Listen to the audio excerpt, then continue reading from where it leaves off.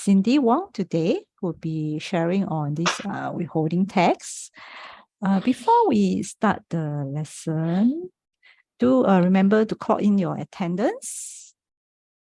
And I'll be doing a very short poll with you because as now we are resuming back to physical lessons, we would like to have your feedback if we want to resume some of the classes to face-to-face lessons, but it will not be all lessons.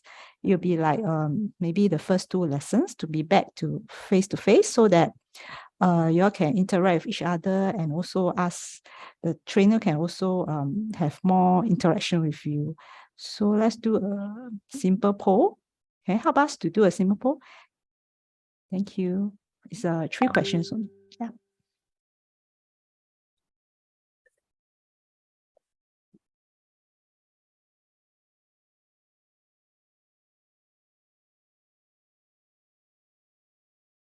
Can you help us to do this simple poll? So far, there's no response.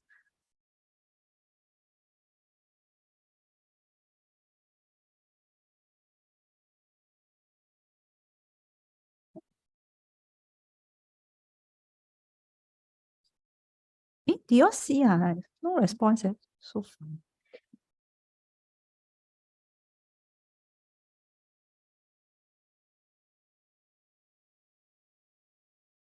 Cindy, do you all see the poll? Yeah, can see. I think I can see some responses already. Oh, my end, I can't see. So funny.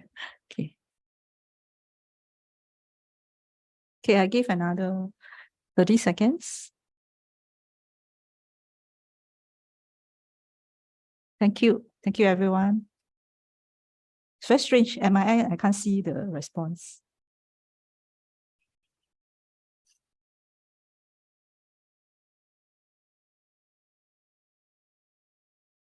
Oops, don't know later can see.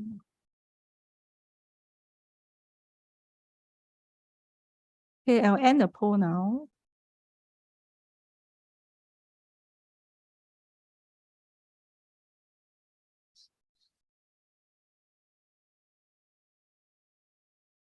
Sorry, I can't see the response. I'm downloading the report.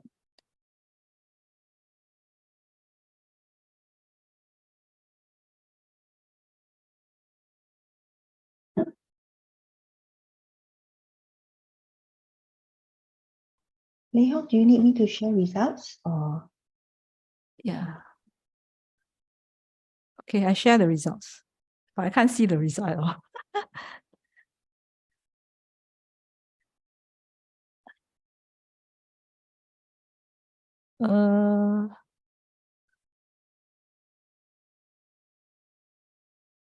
I think, is it most prefer the online, huh? Yeah, I think 62% online classes via Zoom. Oh, okay. Can. We take note of your feedback. Yeah, we will evaluate these results at our end. Thank you. So I will hand over Cindy. We'll cover on withholding tax. Yeah. So Okay, thank you, Leo. Okay, thank you. Okay, let me share my slides first.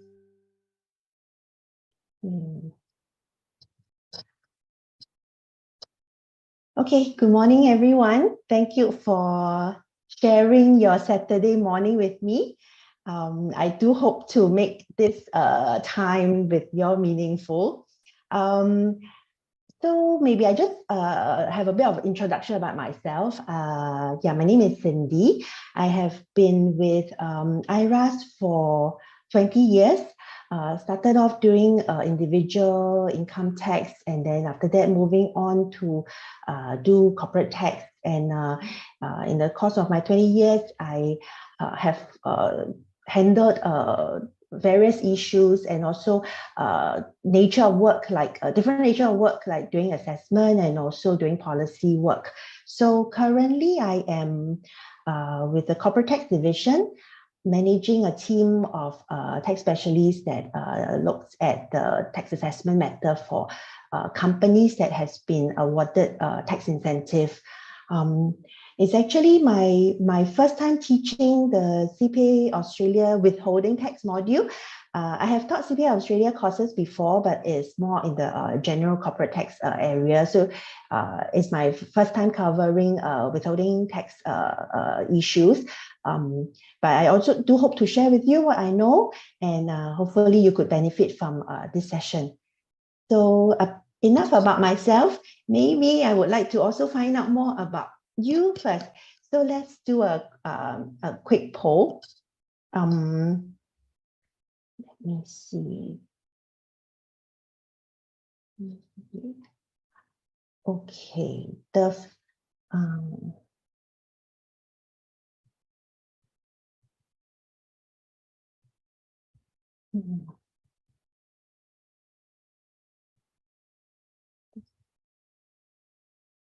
sorry, I'm having some technical issue here launching the poll. Let me restart.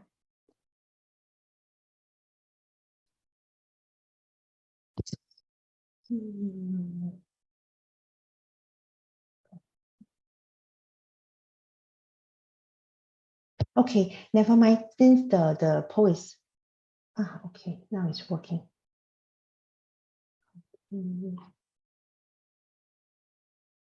Okay, yeah, sorry about the technical issue.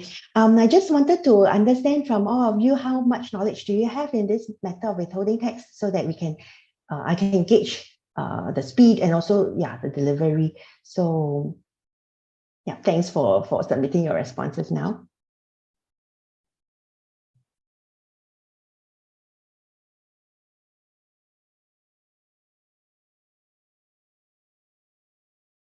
Okay, I'll wait for maybe 5 more seconds. 3, 2, 1. Okay, I'll end the poll now. Okay, and I'll share it out with you all. Okay, so looks like some of you have working knowledge of withholding tax. That's good. But majority of you had heard about it, but not really dealt with it much, or perhaps even not knowing what is withholding tax at all.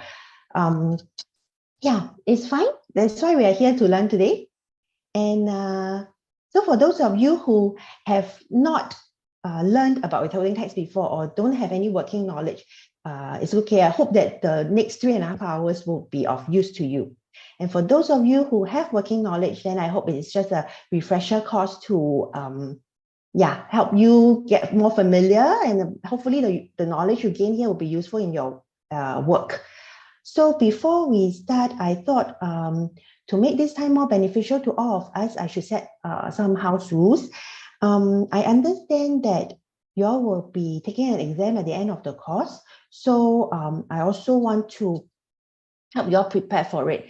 So if in the course of my sharing today, you have any questions, or there are parts that you want me to repeat, or if I'm speaking too softly or too fast, just feel free to unmute yourself and identify yourself, and then ask the question, or give me that feedback, because I am just worried that I may not notice that there are questions in the chat, or comments in the chat as I'm sharing and going through the slides. So we can keep it a bit more informal. If you need, just unmute yourself and then ask your questions.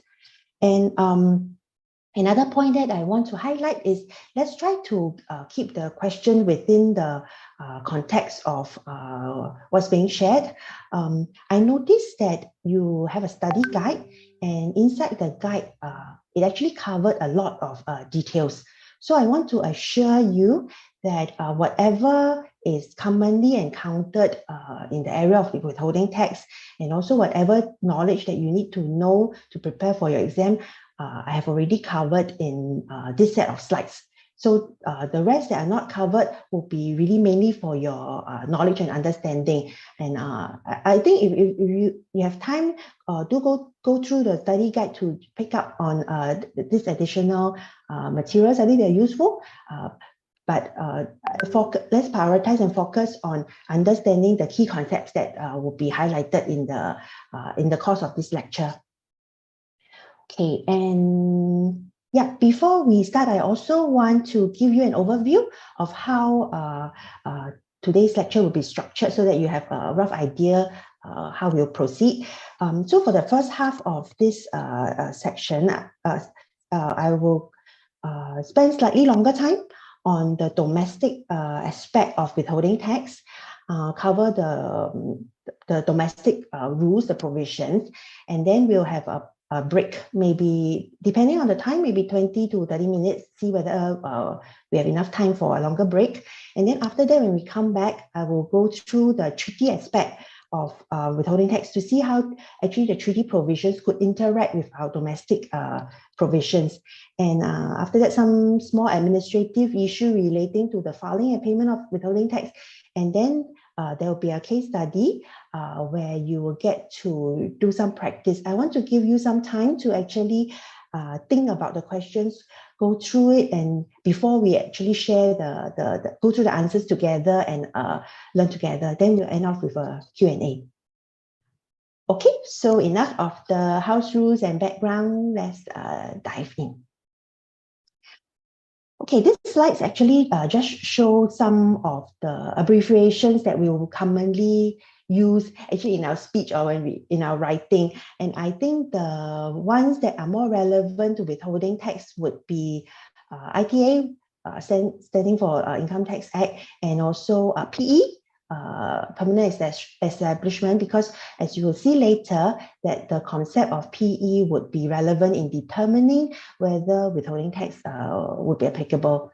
And of course, WHT, we always use this to refer to withholding tax. Yeah, before I go to cover the major principles that we'll talk about today, right? I also just want to share when I was a young officer, I was actually quite scared of withholding tax, I must admit, because to me it appears to be an area that have a lot of different concepts and seems very complex. But I think as I learned more about it, I realized that actually it is not really a new tax type. Some people think that, oh, withholding tax is another tax type, but actually it is not. In essence, it is just a way of collecting tax, and it's actually specifically a way of collecting income tax. You know, because why do we need withholding tax, and why do we need this collection mechanism? It's because when there are non-residents deriving income from Singapore, because these persons may not even have any physical presence in Singapore, there need to be a way for the country to be able to collect the tax due from these persons. And so how is the country able to collect it? And the mechanism that's being used would then be a withholding kind of mechanism, where a payer that need to make payment to the non-resident will withhold a portion from that payment and account for it as the tax to the tax revenue. So if we understand the background and the reason why withholding tax is being introduced as a collection mechanism, then a lot of the design elements surrounding this tax, for example, who, what, why, where do we collect, when do we collect, what will actually make sense. So I wanted to share this with you all so that you have in the back of your mind the reason why withholding tax is being used and how it actually then influence the design parameters of this tax. And also, so if I explore on this idea further, as with any design of a tax system, we need to consider the 5W and 1H, meaning the why, who, what, where, when, and how. So I already share why we need withholding tax. The next question is then who will be subject to withholding tax? And it's obvious from the why that the tax is actually the non-resident tax. but it's being withheld by the payer. Okay, so if we talk about who is being subject to withholding tax, it is actually the non-resident. And then what will be subject to withholding tax? That would be the income derived from the derived by the non-resident from Singapore. So this part we'll cover later. Then where would they be subject to withholding tax? It will be in Singapore. When would they be subject to withholding tax? It would be when the Singapore payer having to make the payment to the non-resident. And how will they be subject to withholding tax? That would be where we'll later talk about how the payer will have to deduct the tax from the payment and then account to IRAS. So that's at the stage. And today, the focus of our sharing will dive deeper into then what exactly are these payments that are being subject to withholding tax? What are the withholding tax rates? How would treaty applies and the administrative aspect? Okay, so although withholding tax is not an other tax type, but for statistical purposes, we do capture statistics relating to withholding tax separately and report it in the IRAS annual report. So from these slides, you can see that actually the revenue collected via withholding tax is quite significant at 1.9 billion. And in fact, it made up like 3% of the total revenue collection. And if you look at the income tax segment as a whole, meaning looking at corporate income tax, individual income tax, and withholding tax, since withholding tax is just a method of collecting income tax, right? You see that as a whole, actually, withholding tax make up about 5% of income tax collection. So it is not a trivial area. In fact, it is quite a useful and handy way for the revenue to collect tax. Okay, so let's talk about first the sourcing rule for Singapore. Actually, maybe I should ask this question. Do you remember from your earlier sessions, what is the or which is the charging provision in the Singapore Income Tax Act? Where can we find the charging section of the Singapore taxes? Do you know?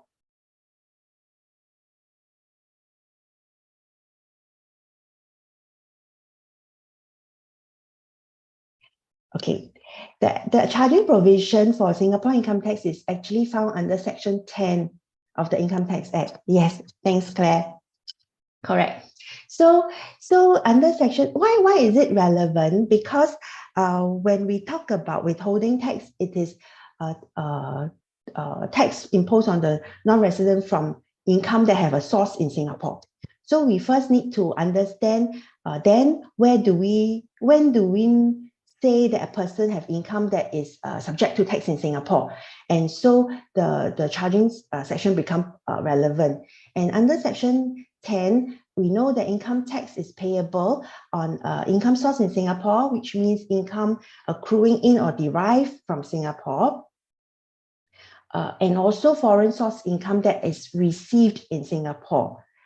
And under our charging section, actually, it applies regardless of whether the person deriving the income is a tax resident or a non-resident in Singapore. So this is a bit different from some other country where they will, tax their resident on a broader scope, maybe a worldwide basis, and then non-resident just on a smaller scope of maybe income derived from their country. For Singapore tax purposes, residence is not relevant for source purposes. For both resident or non-resident, we tax them on income that are sourced in Singapore or income that's received in Singapore from outside of Singapore.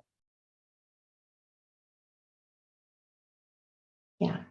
And then this is another recap slide about tax residency. Then do you all remember where in the Income Tax Act or which section do we cover tax residence?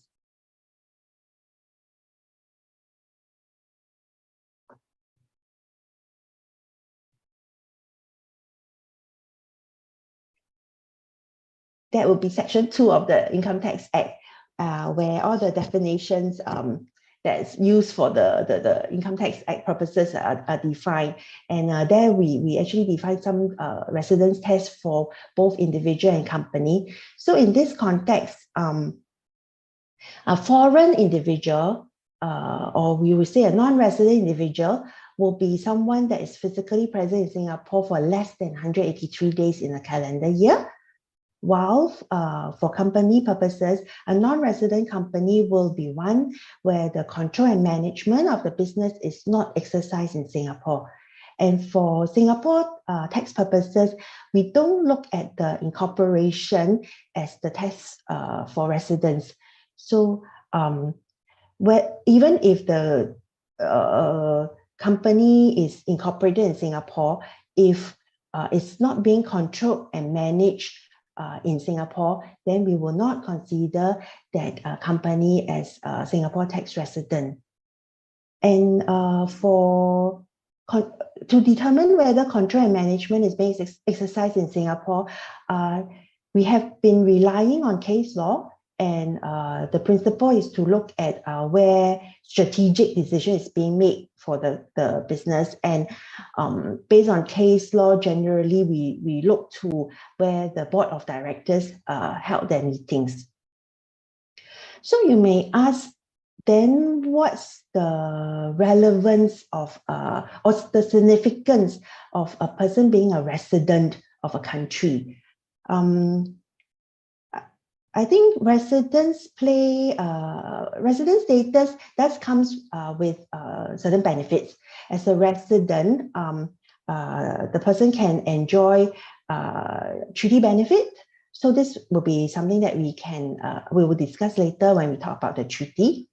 And also for Singapore domestic tax purposes, residents there's certain concessionary treatment that are or relief that are available to residents only. For example, personal relief for individuals and group relief for companies.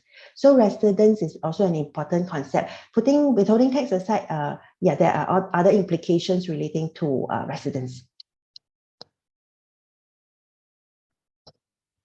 Okay, so as I shared, when a non-resident have a tax exposure in Singapore, meaning have deriving certain income that would be subject to tax in Singapore, then there need to be a way of collecting the tax from these non-residents.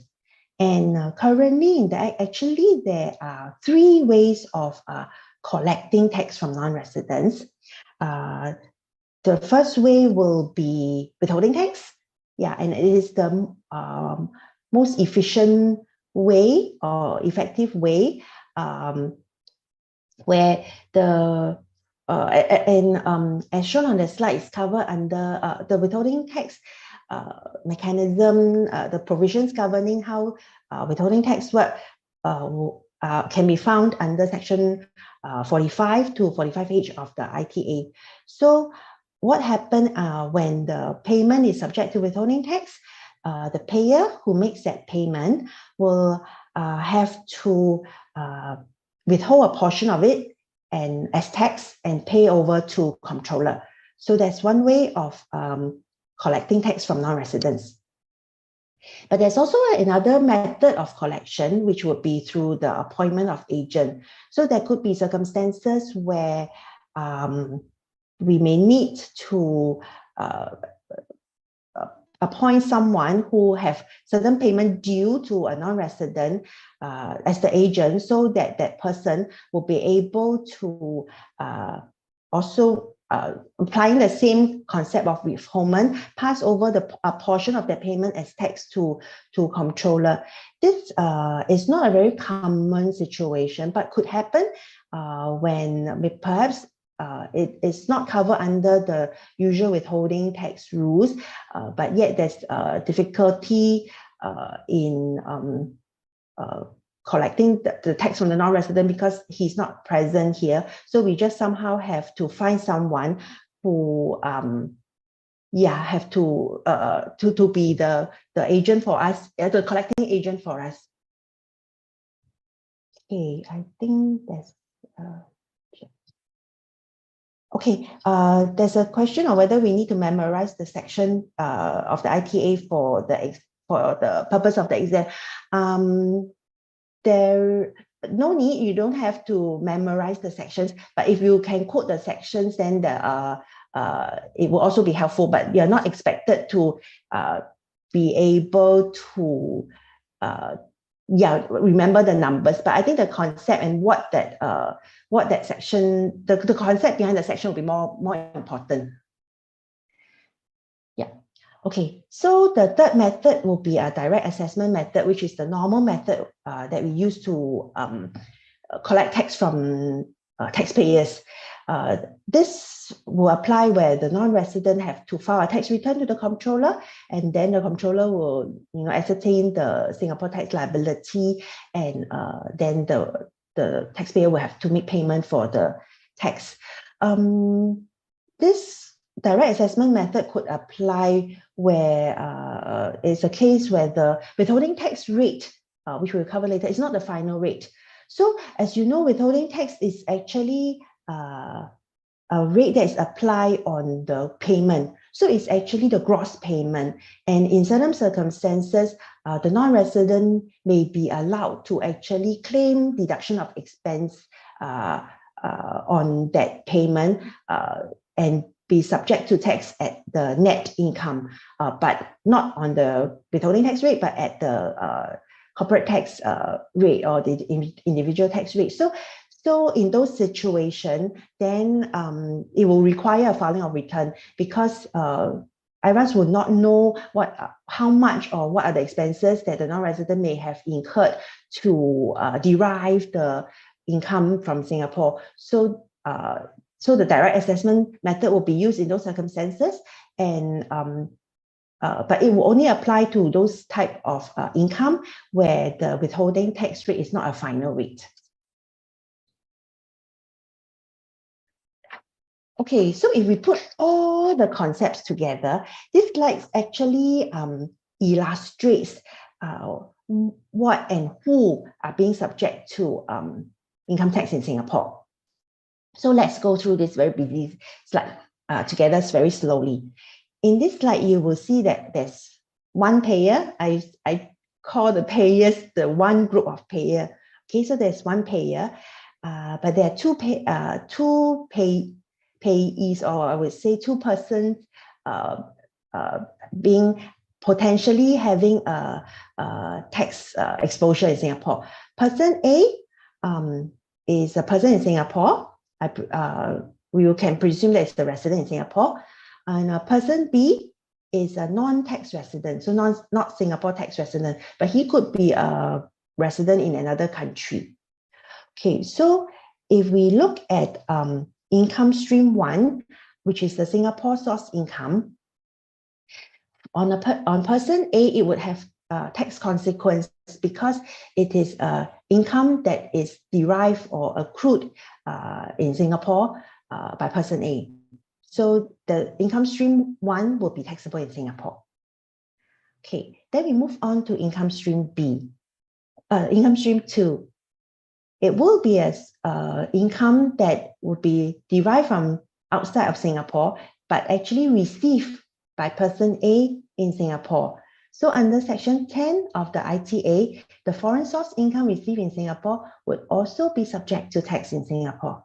So for person A, both income stream 1 and income stream 2 will be subject to tax in Singapore. Then how about person B?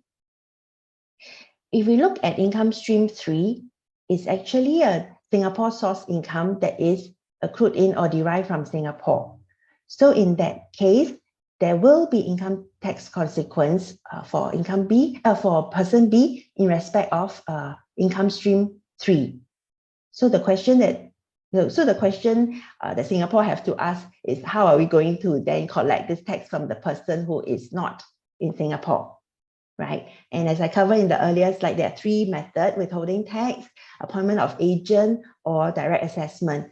Withholding tax is used for specific sources of income and generally are the more efficient method of collecting the tax. Okay, and for income stream 4 is actually a foreign source income, an income that's derived by the person B outside of Singapore, and it was not brought into Singapore. So in that case, the income stream 4 will not have any Singapore tax consequence on person B. Do you have any question? Okay, so this slide, the concept is important because it sort of help us determine what type of income Singapore have a taxing right on first before we dive deeper. Okay, Ken. So to test your understanding, let me do a short poll question. So the first poll question is, the scope of income chargeable to tax in Singapore is the same for both resident or non-resident. Do you think it is true, false, or it depends? Okay, let me launch the poll first.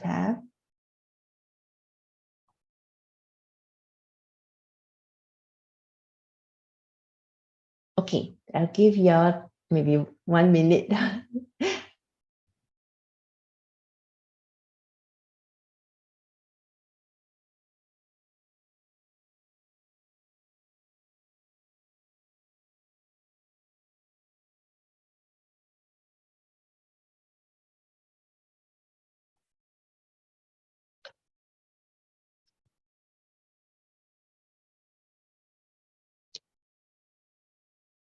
Okay, wow, I think majority of you have answered the poll already. Let me end poll and share results.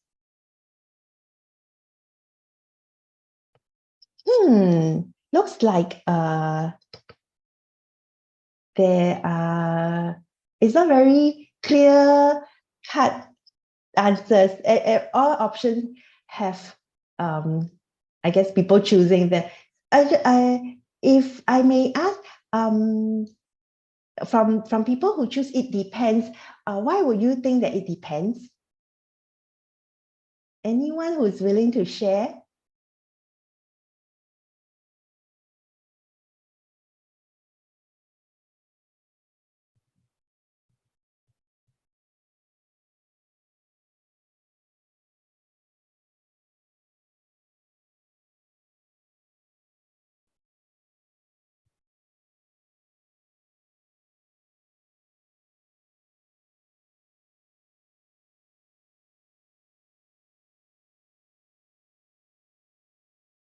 Okay, never mind. How? Let me let me stop sharing the poll and then I go through the answer with you. Actually, it is true that the scope of income chargeable to tax in Singapore is the same regardless of whether the person is a Singapore tax resident or Singapore non-resident. Let me cover this point again.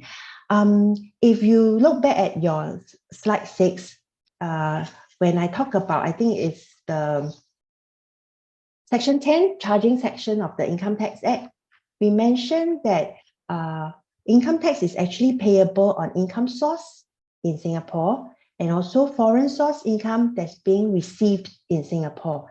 And this is regardless of whether the resident is the recipient is a tax resident or non-tax resident. So for Singapore income tax purposes, whether an income is chargeable to tax in Singapore is not dependent on the status of the person receiving the income, whether he is a resident or non-resident. Basically, we just look at whether it is Singapore source or is a foreign source that has been remitted. So non-resident, the residency concept comes in only for the purpose of determining whether we need to withhold tax, use withholding tax as the mechanism to collect the tax on that person. But whether that person actually have income chargeable to tax in Singapore, there's no difference. So, okay, to make it even clearer, if I look at this slide again, assuming the income stream 4 is actually derived by person A. So it is foreign source income derived by person A somehow overseas, and he did not bring it into Singapore. So maybe the person A have a bank account somewhere, and that income is actually derived somewhere else outside of Singapore and parked into the bank account outside of Singapore. It never brought into Singapore. In that case, even for person A, there's also no tax consequence. So I hope I have made this point clearer, that the scope of income chargeable to tax in Singapore is independent of the resident status of that person. Okay, second poll question then. A Singapore branch of a foreign company is a tax resident of Singapore. Is it true, false, or depends?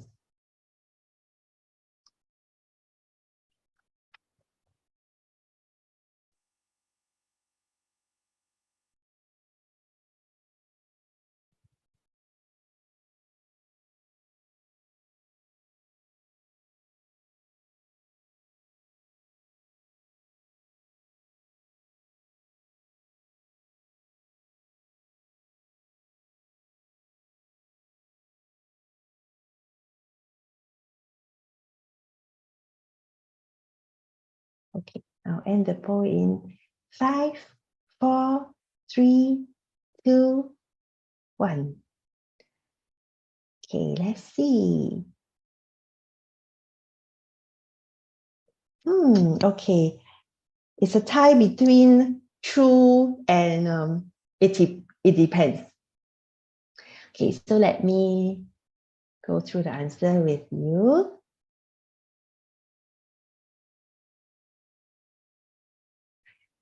Actually, the answer is it depends, because as we shared in slide 7 just now, for a company, when we determine the residence, we look at where the control and management of the company exercise. And we generally look at where the board of directors meet. So I also mentioned that whether the company is incorporated in Singapore or not, incorporation is not our residence test. So we don't look to just because a company is registered in Singapore or incorporated in Singapore, then it would be a Singapore tax residence. So in this case, the answer is depends, because whether the Singapore branch, so although it is a foreign company, so the foreign company definitely would be one that is incorporated overseas. But that on its own does not necessarily mean that it is not controlled and managed in Singapore. There could be a situation where the board of directors held their meetings in Singapore and also make strategic decisions during those meetings in Singapore. So if that's the if the facts supports that, right, then it is possible for even a foreign company and the Singapore branch of the foreign company to be considered as a Singapore tax residence. But of course, if it is a foreign company and all the strategic decisions are made outside of Singapore, then more often than not, such foreign companies will be considered as a non-resident in Singapore. And so the Singapore branch will also be a non-resident, because there won't be a separate board for the Singapore branch. Actually, it is the same board, and that board is actually running or deciding on the strategic direction for the company overseas. So it is not a Singapore resident company.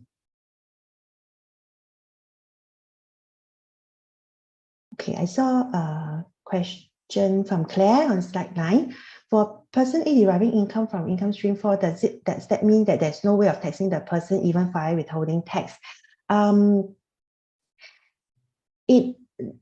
Okay, so if for a person A deriving the income stream 4, right, it doesn't mean we won't tax it. It's just that we will hold until the point where the foreign income is being remitted into Singapore. Then at that point, it will be taxed.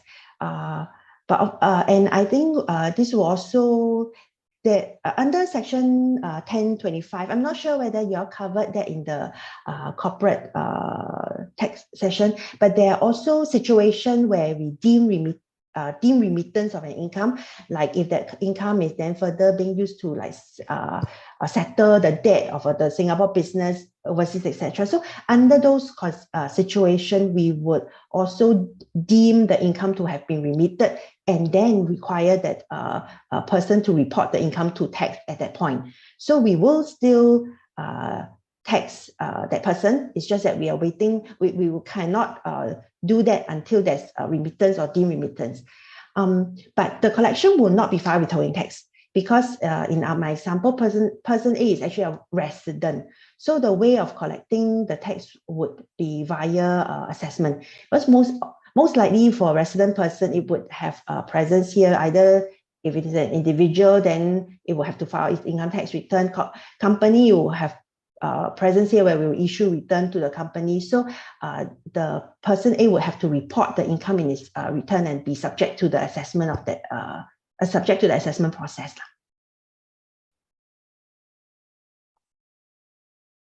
Okay, so after we cover the basic concepts, let's talk about payments that are subject to withholding tax.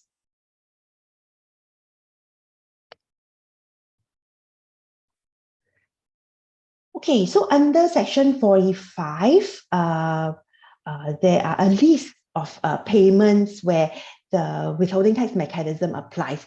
But for the purpose of this course, we will focus on 45 and 45A, which relate back to income that are deemed source under 12.6 and section 12.7. So the first two items are the more commonly encountered one and more important one. The other streams of income that would be subject to withholding tax, as shown here, will be non-resident director remuneration, the unit trust distribution, gains from real property transaction. But do note that then for 45D, it will have to be revenue gain, not capital gain, since we don't tax capital. Then yeah, etc. And section 45H, just wanted to share a bit more. This commission and other payment of licensed international marketing agent is more relating to casino. So we also in practice it's not very commonly encountered as well.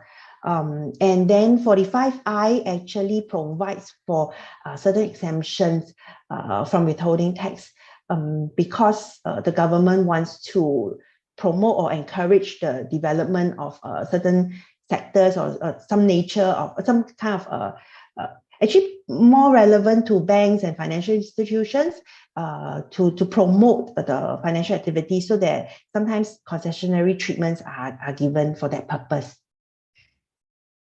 Okay, so let's focus on section 12. Why do I have to talk about section 12? Because again, if withholding tax is just with collection mechanism, we need to first determine whether that person have income that would be subject to tax in Singapore first. So just now we talked about section 10, that is the clear source rule. We also have to consider section 12, which are the deemed source rule. So provisions under section 12 of the Income Tax Act actually deem certain income under certain conditions to be sourced in Singapore. So once it's deemed to be sourced in Singapore, then there's tax to be charged on those income. And actually section 12 is quite a long section. If you look at it, we will only cover, for the purpose of this section, 12.1, 6 and 7. Okay, so we will talk about 12.1 first. 12.1 actually covers the trading operation of a person that is carried on partly in Singapore and partly outside Singapore. And where non-resident person carries on part of a trade in Singapore, the gains of profit of that trade or business are deemed to be derived from Singapore to the extent that the gain of profit is not directly attributable to that part of the operations outside Singapore. Okay, what does that mean? It's actually, in a way, the exclusion concept. So if you are doing business partly in Singapore, partly outside, so long as the gain or loss cannot be said to be directly attributable to that part outside, then we will take it as it is derived from Singapore. Is that okay? Yeah. So in a way, we will have to consider when we have to assess whether a person have income that is deemed to be derived in Singapore under Section 12(1), then we will have to consider to what extent that person is trading in Singapore. What type of presence that person has in Singapore? Is it a branch, a PE? Is it organized kind of activities in Singapore? What kind of capital is being employed here? How is the business conducted? And where the contracts are signed? This will be, I guess, factors that we will apply in determining whether a person is trading in Singapore. And this concept of trading in is actually a very old English case law concept where we compare trading in versus trading with. So if the non-resident, for example, maybe a UK seller just making sale to Singapore customers, but actually have no presence here, no office here, nothing, then generally we will consider those as just transaction with Singapore, and there won't be any taxable presence of that UK company in Singapore. But if the company actually have a branch here and then conducting organized business activities here, then we would have to see and attribute that portion of the income that is actually derived or is from the operations that's carried on in Singapore as being subject to tax in Singapore. But because 12(1) is not covered in Section 45, so to collect the tax due on the non-resident person carrying on trade or business in Singapore, right, we will use the assessment mechanism. And it's logical because if a person is carrying on business in Singapore, likely you will have registered a branch. I think the most common situation will be having a branch in Singapore. So once it's registered with ACRA, there will be business registration number, and there could be tax return file. So we can rely on the assessment mechanism, and there's no need to rely on the withholding tax mechanism. So the withholding tax mechanism is actually more relevant for Section 12(6) and Section 12(7) kind of payments. And we will examine all these payments one by one.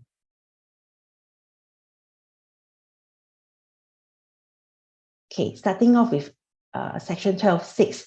This slide I will spend slightly more time because it covers a lot of concepts that we need to unpack. But once you understand the concepts under 12(6), right, when you look at 12(7), it will be much easier. Okay, so if I may read, 12(6) actually cover two broad paragraphs of income. Firstly, we look at interest, commission, fee, or other payment in connection with any loan or indebtedness. That's one part of it. Or all these payment, right, the interest, commission, fee, or any other payment is in connection with an arrangement, management, guarantee, or service relating to any loan or indebtedness. It sounds very complex. Okay, but okay, if we unpack, right? First part, what type of income it has to be? It would be in the nature of interest, commission, fee, or payments.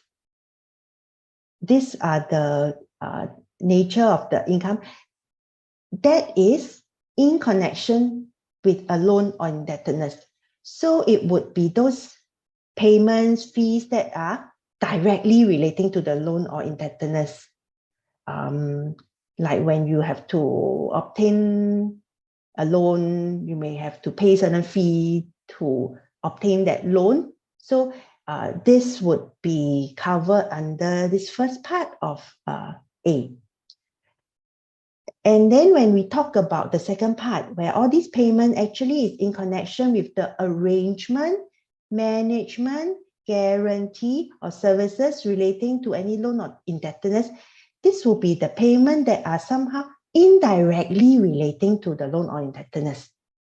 So guarantee fee, it will be covered because as a guarantor, you didn't really take on the loan yourself. So it is not your own loan or indebtedness, but the guarantee fee is actually because you're providing a guarantee services relating to an loan or indebtedness. So that will also be covered under the sort of second limb of this A. Okay. Is it okay? Okay, then I move on, huh? So having sort of understood the nature or the type of payment that could be covered, we then move on to the paragraph 1 and 2, which are then the condition under which this interest of payment and fees will be considered as derived from Singapore. It will be considered as derived from Singapore if these payments are borne directly or indirectly by a person resident in Singapore or a PE in Singapore. Except for the situation where it actually I guess the loan or indebtedness or the payment is actually in respect of any business that's carrying on outside of Singapore through a PE outside Singapore or any immovable property outside of Singapore. Okay, so because don't forget, we are talking about when an income is considered as deemed source in Singapore. So there need to be a connection with Singapore. So paragraph A is just trying to say that I will treat this payment as having a connection with Singapore if this payment is actually borne by a person resident in Singapore or a PE in Singapore. But of course, there could be also a situation whereby, although it's borne by that person or PE in Singapore, actually it is attributable to a business that is being carried on entirely outside of Singapore through a PE outside Singapore, and there's or actually it's in respect of immovable property outside of Singapore. So when that happens, the linkage with Singapore is actually weakened, and so we accept that. And if that payment, although it's being borne by the person resident in Singapore or PE in Singapore, but actually it's in respect of something that is being carried on outside of Singapore, fine, then we don't deem it as source in Singapore. Okay, but paragraph 2 also say that, however, if that fee or payment is deductible against any income accruing in or derived from Singapore, then we would still consider that income as being source or deemed source in Singapore. So if that interest or fee can be claimed as an expense against income sourced in Singapore, then the linkage with Singapore will bring it back, and then we think it is a Singapore source income.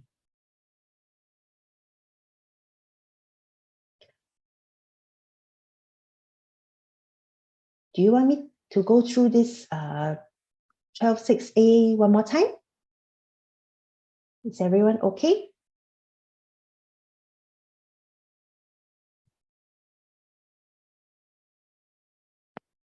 Thank you.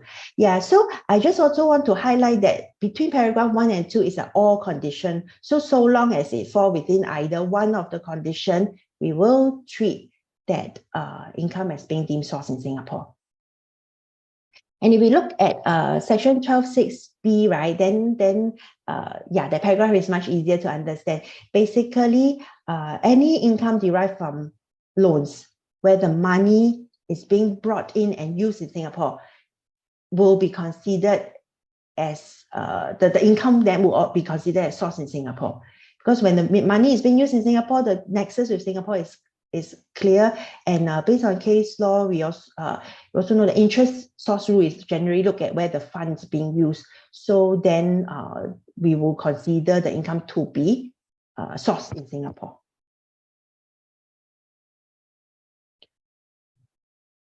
Okay, so in 12.6 A, you will notice that we mentioned about persons and PE, and all these, the definition of persons and PE can be found in section 2 of the ITA.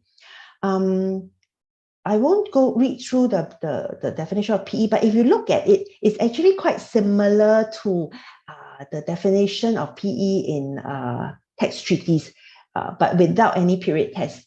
So especially for the deemed PE portion, when we talk about the supervisory activities, building sites, there's no period that's tied to it. But for treaty purposes, usually there is a period, like you have to be in that country, or the project has to be carried on in the country for a certain period of time before you will be considered as having a PE for treaty purposes. So for domestic tax purposes, our definition of PE is under section 2, and generally, it just means a place where the business is being carried on. And usually the most common form of PE that we encounter will be a branch. And taxable person in the context of the ITA would include company, body of persons, Hindu joint family, and of course, individuals as well. So individuals are also subject to withholding tax.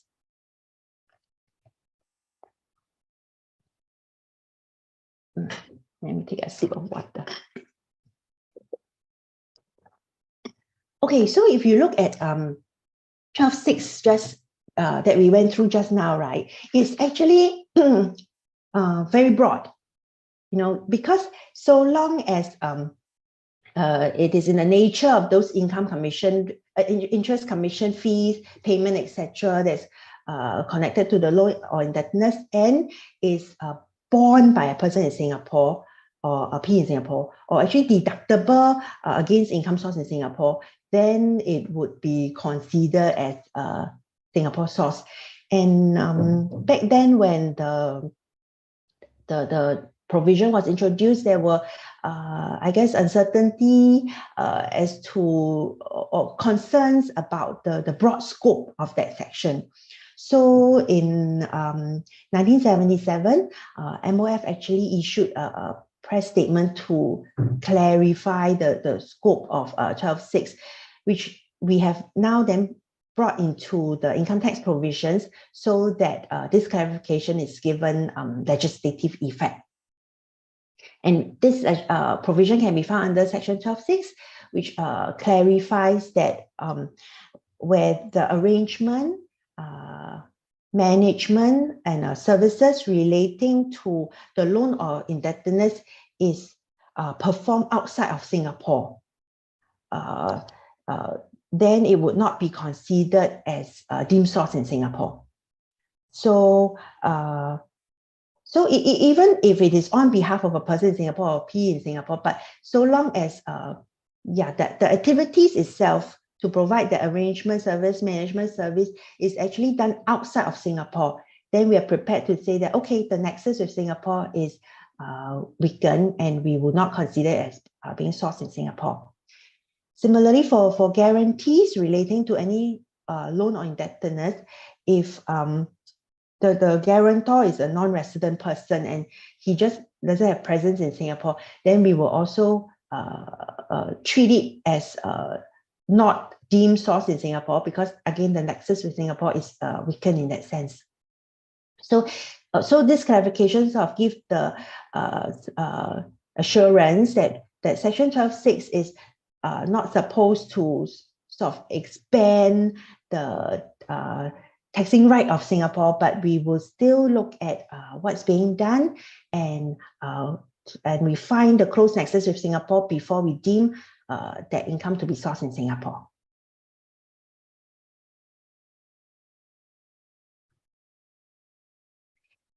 And for the purpose of 12(6)(a), right, we further sort of define what a non-resident person means.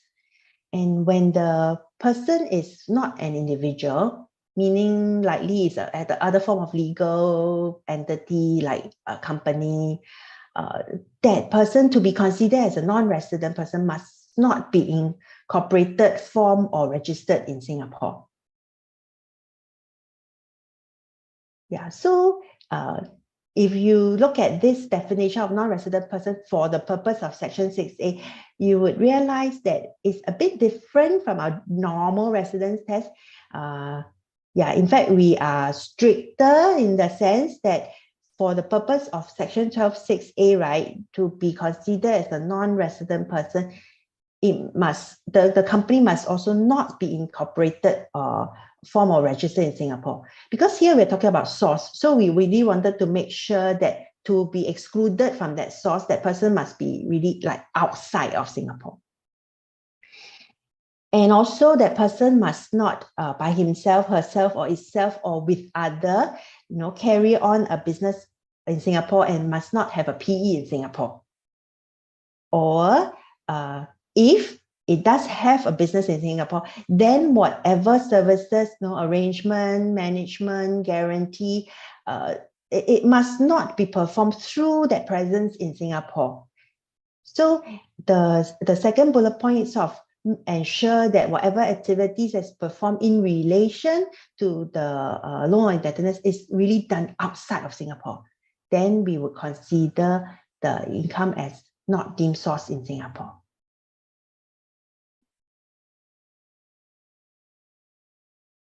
Is it okay?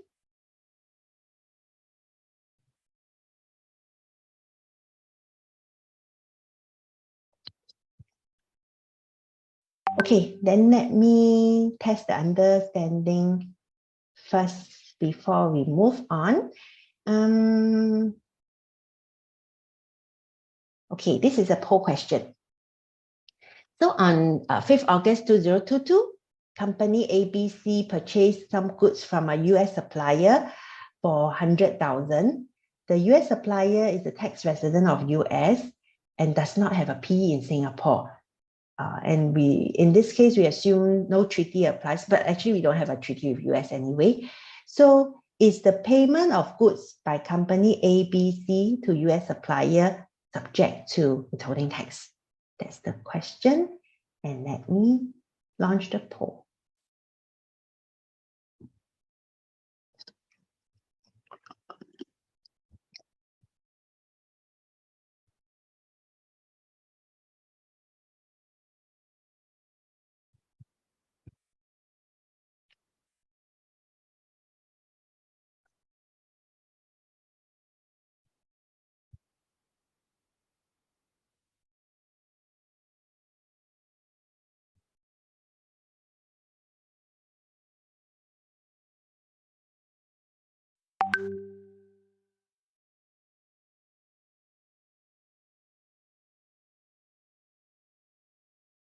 Okay, I'll end the poll in 5, 4, 3, 2, 1. Okay, let me show the answer. Okay, majority of you say that the payment is not subject to withholding tax.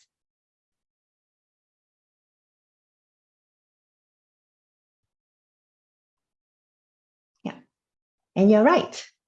Yeah, because for payment of goods, okay, firstly, for trade income, like trading kind of income, we know that it would even if it is deemed source in Singapore, it will be under 12.1, not 12.6 or 12.7.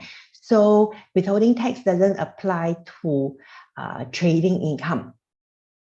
But in this case, I would think that although the facts is limited, but based on the description, if the company ABC actually doesn't even have a presence in Singapore and just like selling to Singapore customer, then most likely we also there won't be a part of the operations that is being carried on in Singapore, and it may not even fall under 12.1 of the ITA. So in this case, withholding tax is not applicable on payment made for purchase of goods. Okay, let's change the facts a little bit. So if the company ABC purchased goods from the same US supplier, right? And the US supplier imposed interest on credit terms given to the company ABC. So, and ABC have to make this interest payment of $100 to the US supplier. Is this interest payment subject to withholding tax? Okay, let me launch the poll.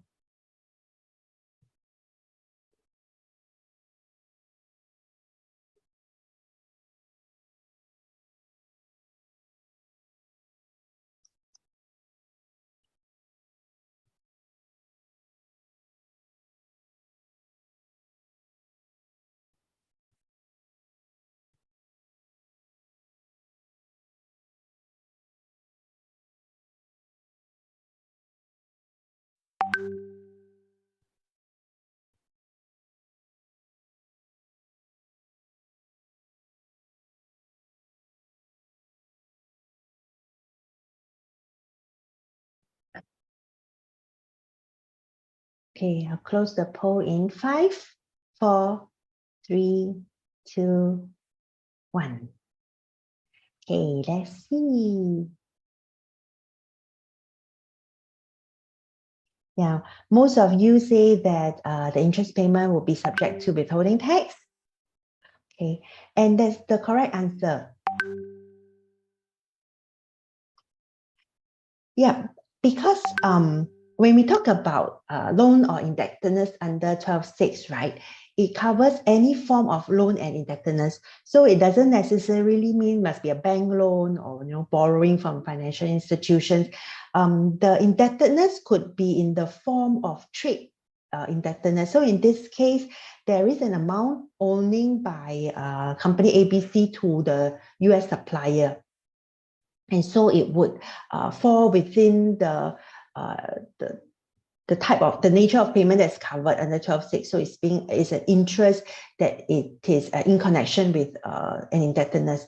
So then we have to look at then the condition in subparagraph 1 or 2 whether it applies. And in this case, the interest payment is borne by a Singapore resident company ABC. So paragraph 1 condition will have been met. And most likely, actually, paragraph 2 will also have been met because I guess when ABC, if it has to pay interest to the US supplier, it would claim a deduction for the interest payment against its trade income. So it would have been something that's deductible against income accruing in Singapore as well, assuming that the company ABC derive Singapore source income. So either way, one or two of the subparagraphs would have been met, and so in this case, withholding tax would be applicable on this interest payment made to the US supplier. Okay, any question before I move on?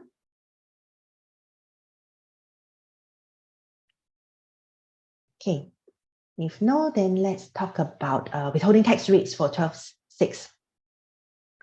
So yeah, when we talk about rates, right, the relevant sections in the ITA will be section 43. And there are 3 sort of possible rates that could be applied depending on the type of income that's earned.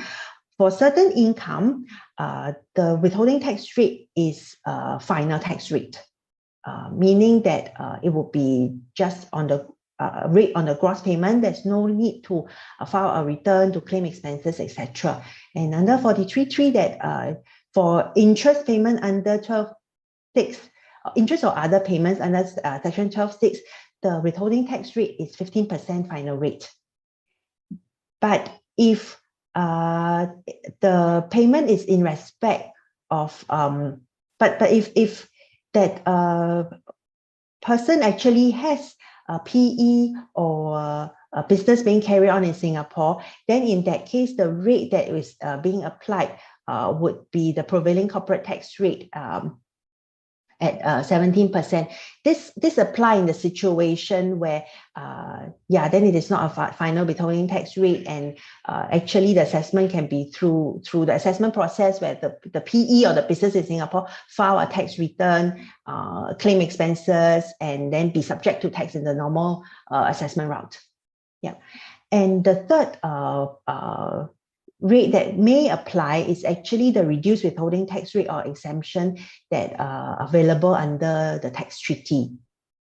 Okay, there's an asterisk there because for the first two rates, right, the 15% final withholding tax rate or the prevalent corporate tax rate, sometimes, as I mentioned, there could be exemptions or concessionary treatment that applies to certain arrangements. So in that case, the withholding tax rate may actually be reduced to like 0 or even a lower rate because the government want to encourage certain types of activities. Okay, this illustrates a situation or the computation of the withholding tax itself. So assuming a payer in Singapore, company A, is liable to pay a loan interest of $1,000 to the lender, company B, in a foreign country, and the withholding tax rate is 15%. So how much is the withholding tax to be paid to IRAS? It will actually be the payment of $1,000 interest at a rate of 15%. So the withholding tax is $150. And this will be the amount that company A would have to withhold from the $1,000 of interest and pay over to IRAS. So what would the non-resident lender get?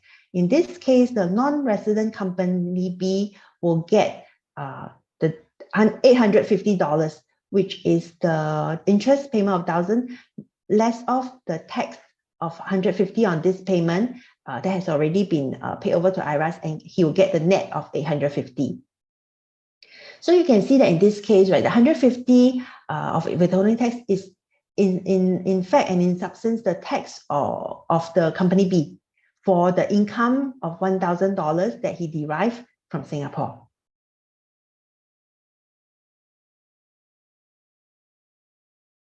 But there could be situations where the non-resident payee or lender actually has greater bargaining power and require the Singapore payer to bear the tax or bear the burden of the withholding tax. In such situations, the contract will usually specify that the payment that the lender receive must be a net of tax. So if there's a net of tax, then how to calculate the amount of withholding tax to be paid over to IRAS? In this case, we would require a regrossing. The rationale for that is the fact that the Singapore payer is actually bearing the tax burden on behalf of the payer. Actually, it is a benefit that is being derived by the non-resident lender. And so if the $1,000 is to be a net of tax amount, we will have to regross to find out what is the gross payment, what's the quantum of the gross payment on which the withholding tax rate to be applied. The general formula to do the regrossing is using the net of tax amount over the 100% minus the applicable tax rate. So this is standard formula that we use when there's a net of tax situation, or we call it tax on tax situation.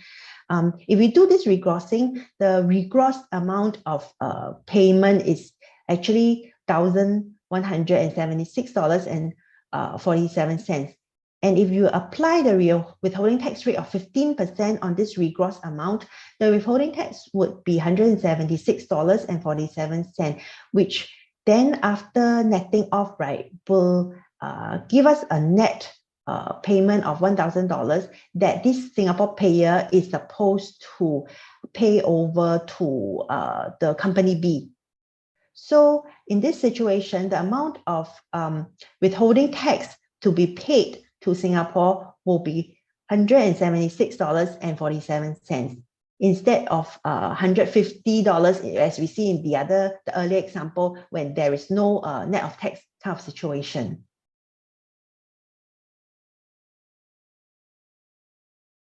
Okay, so to test this concept, let me pull out another poll. So assuming the same case fact, company ABC actually purchased goods from the US supplier.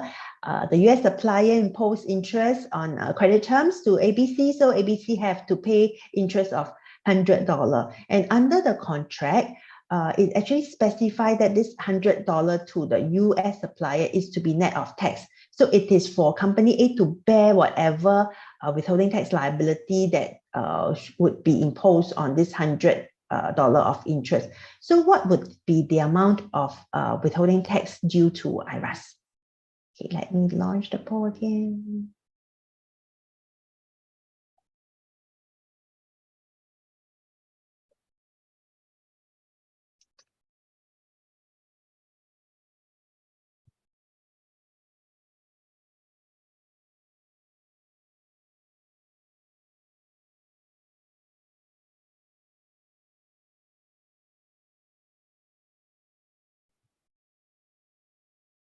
Questions.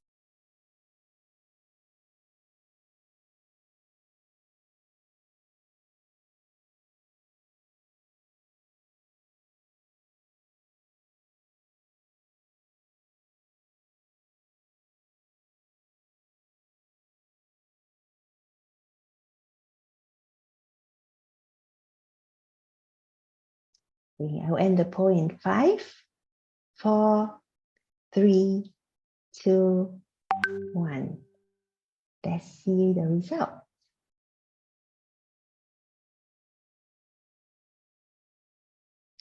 Yeah, most of you got it right.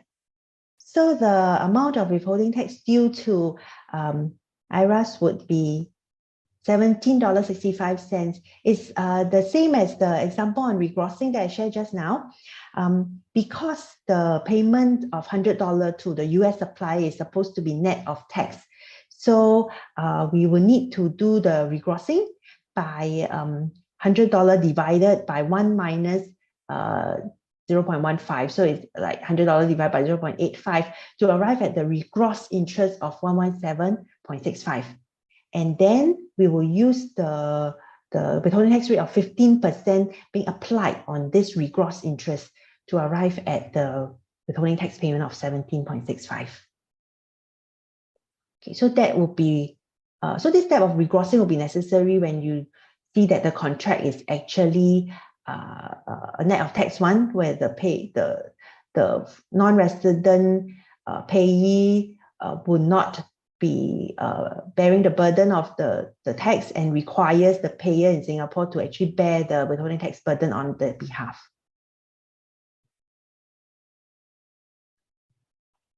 Okay, then the next 2 slides actually covered something relating to swap payment, which is a more, I guess, specialized topic. Swap payments, especially interest swap payments or currency swap payment, they are essentially a contractual arrangement between 2 parties to exchange their anticipated cash flow. So it could be a situation where one party may want fixed interest rate, but is having a variable interest rate loan, and then the other party actually prefer a variable interest but having a fixed interest rate loan. So these two party somehow come to arrangement to exchange their respective anticipated cash flows so that they can better meet their maybe risk exposure of their preferences. So in most situations, there may or may not be an underlying debt between the two parties to the swap payment. And basically, how it works, sometimes they rely on maybe a notional kind of capital and just apply the interest rate on that notional capital, and then see, depending on the movement, then there could be the difference. There could be the differences between the two amounts to be paid. So and the payment could go either way, depending on whether the fixed interest rate is higher or the variable interest rate is higher, that kind of thing. So essentially, a swap payment just means that the two parties want to swap the cash flow that they will be receiving. And there's question whether in the context of such payments, right, would they be considered as a payment that is in relation to, in connection with loan or indebtedness, and hence should be subject to withholding tax, or should be considered as deemed sourced in Singapore, and then withholding tax will apply. So IRAS has made clear its position in respect of such swap arrangements. And I think the concept that we need to understand is always whether there is an underlying loan or indebtedness. So IRAS' position is that if the substance of the swap arrangement, right, is actually that of financing kind of arrangement, or there is a close nexus between that swap payment with an underlying financial arrangement. For example, actually the two parties to the swap arrangement actually are also having a lender-borrower kind of relationship, and the arrangement actually together represents the economic substance of that financing arrangement. Then, because of the close nexus between that swap payment and the loan of financing arrangement, the payment will be seen as a payment having in connection with a loan and indebtedness, and thus falls within 12(6) of the Income Tax Act. Or there could be a situation where the documentation actually shows that the swap arrangement hedges that underlying borrowing. So there could be a case to say that actually together, the swap and the interest payment actually represent the true economic substance of the arrangement. Again, because of the close nexus with an underlying loan arrangement, then it may be possible to argue that the swap payment is falls within 12(6)(a) and B, subject to withholding tax.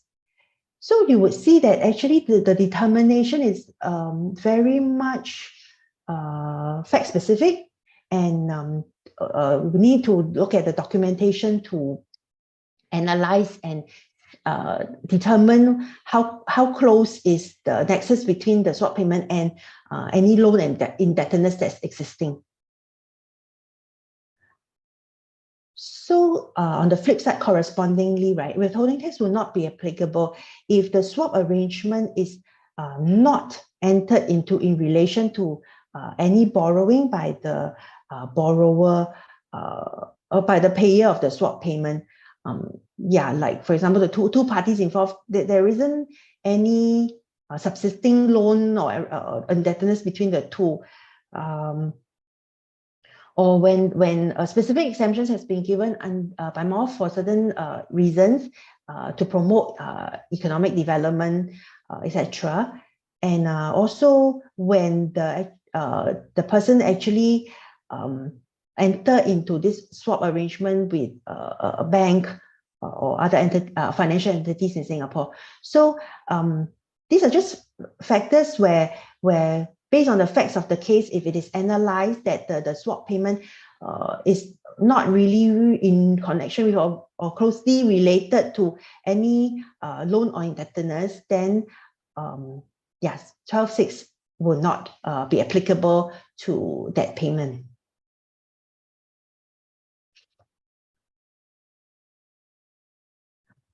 So I talk about interest or currency swap payments. Then how about non-financial derivatives like commodity derivatives or emission derivatives?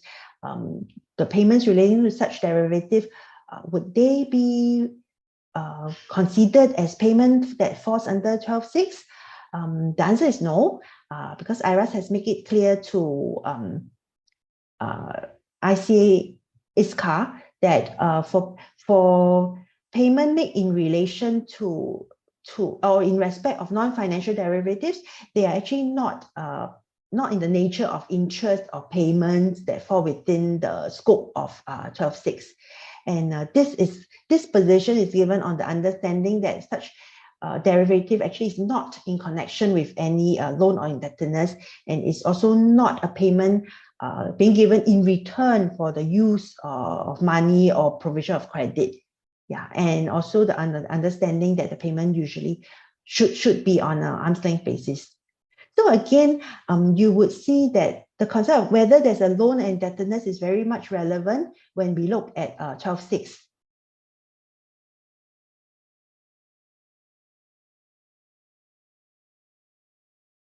Okay, and yeah, so for under section 45I, there are exemptions provided for withholding tax, and this is to actually is the government's the objective is actually to strengthen our position as a financial center.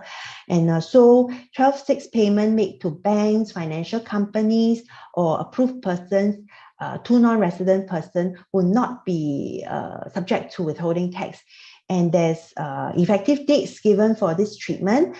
Basically, it only applies to payment liable to be made during the period 17 Feb 2012 to 31st December 2026 under contracts or debt securities that take effect or issued before February 17, 2012. Why do we choose 17 February 2012? Do you know why? I think it's because it's the date of the budget announcement. So usually sometime in February, yeah, where the Minister for Finance will actually announce what are the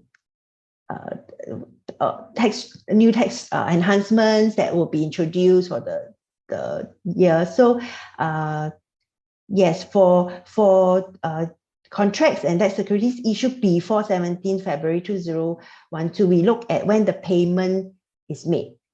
But actually from 17 February 2012 to 31st December 2016, right? The difference between the two bullet point is that any payment that are liable to be made under the contracts that takes effect or are issued during those periods would qualify for exemption.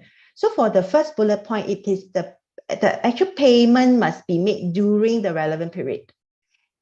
For the second bullet point, it's looking at the contracts.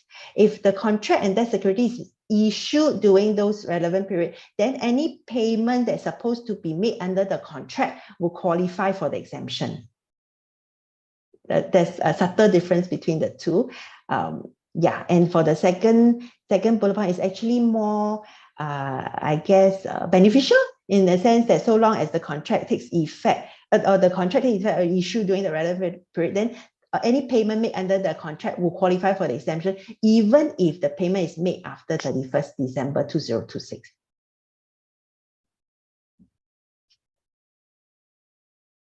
Okay, so I've covered 12.6. Any problem or issue?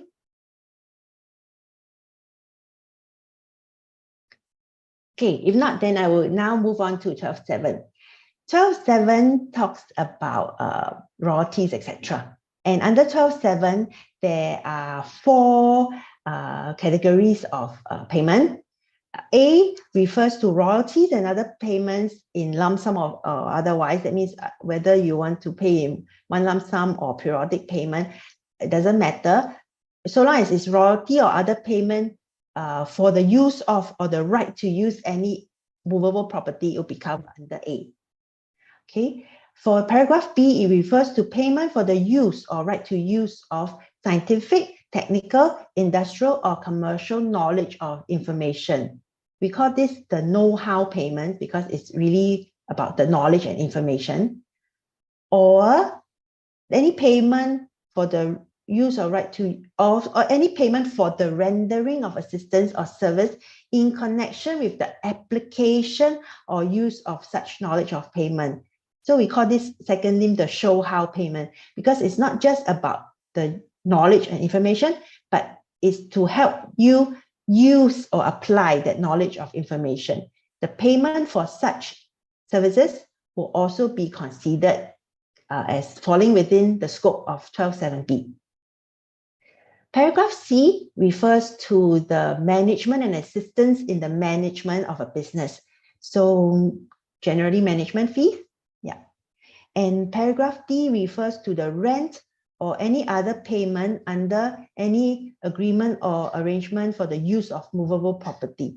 You would know that A also refers to movable property. D also talks about movable property. So what's the difference? Generally, A actually refers, the movable property for the purpose of paragraph A refers to intangibles. So it's really royalties for intangibles like trademark or some copyrights, etc. But D is talking about the movable property in D will refer to tangible properties like certain assets, equipment, etc. So that's why for the purposes of D, we talk about the rent rather than a royalty. Okay, so the types of income for 7 is under the 4 paragraphs. And then we look at the 2 subparagraphs, which is worded exactly the same as under 12.6. That means this nature of income must be borne directly or indirectly by a person resident in Singapore or a P in Singapore. Then we would say, okay, there's a nexus with Singapore and it is deemed source in Singapore. But if it is in respect of any business carried on outside of Singapore through a P of outside Singapore, so it's actually in relation to something that doesn't have a presence in Singapore, although it's borne by a Singapore person. Okay, fine, because it is in respect of your operations, business outside Singapore through a P outside Singapore. Okay, then we will say the nexus is reduced and we will not deem it as source in Singapore. Okay, but if we look at paragraph 2, there's also this condition that so long as this payment is deductible against income source in Singapore, then I will still treat it as income deemed source in Singapore and be subject to withholding tax for section 12.7 purposes. Okay, so this concept of bearing the tax deductible is exactly the same as what we have gone through under 12.6.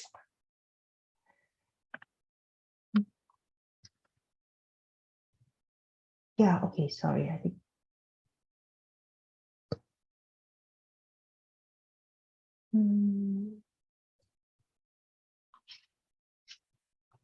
Okay, yeah, okay, yeah, sorry. Okay, so but under 12.6, 12.7a and 12.7b, the first limb on know-how payment, previously there was also confusion as in is the scope too wide, because potentially when we purchase certain software, etc., we are actually making use of certain technology or know-how, and that payment made to purchase that software, is it considered royalty or I'm just buying the good? So with effect from February 2013, IRAS actually issued an e-tax guide and clarified that the rights-based approach will be applied to characterize the nature of the payment based on the nature of the rights that's being obtained or transferred by the person making the payment. So in the case where a person is allowed to commercially exploit that copyright. What does it mean by commercially exploit? It means maybe you can, after you obtain the right, you can modify, you can reproduce, you can adapt, and then for subsequent selling of the product or the program to someone else, then the rights that you obtain would be considered as a copyright, and then the payment that the Singapore person made to the non-resident to obtain such rights will be considered as royalty and be subject to tax. But if what the Singapore person got is just a right to use the software or the good in its business, it's just for personal consumption or just for its business operation, and there's no like further modification for the person to sell or profit from that right, then what the Singapore person obtained is just a copyrighted article, and the payment to the non-resident will be the non-resident's business profit and not royalty. So the non-resident is not deriving a royalty from selling that copyrighted article to the Singapore person. And if that's the case, then withholding tax will not apply.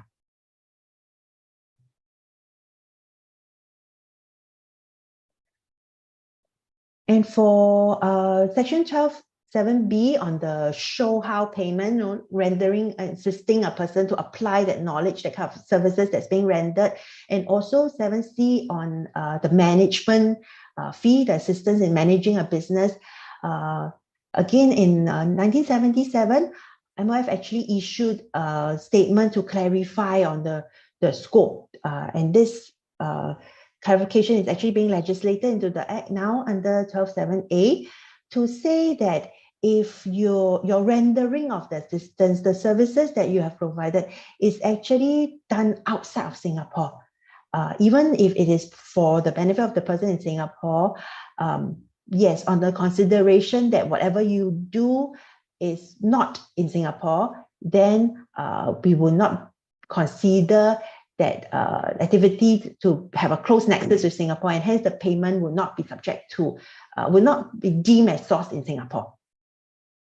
So similarly for the management and assistance in the management of a business, if the management services is performed outside of Singapore, you are not having any presence in Singapore, we will also then say that, okay, on the consideration that the services are performed totally outside of Singapore, we will not deem that fee to be derived from Singapore, and so that income is also not subject to withholding tax.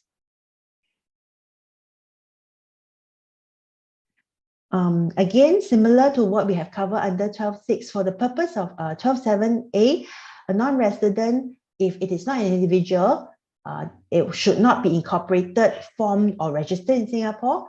And also, it must not be carrying on a business in Singapore, must not have a PE in Singapore.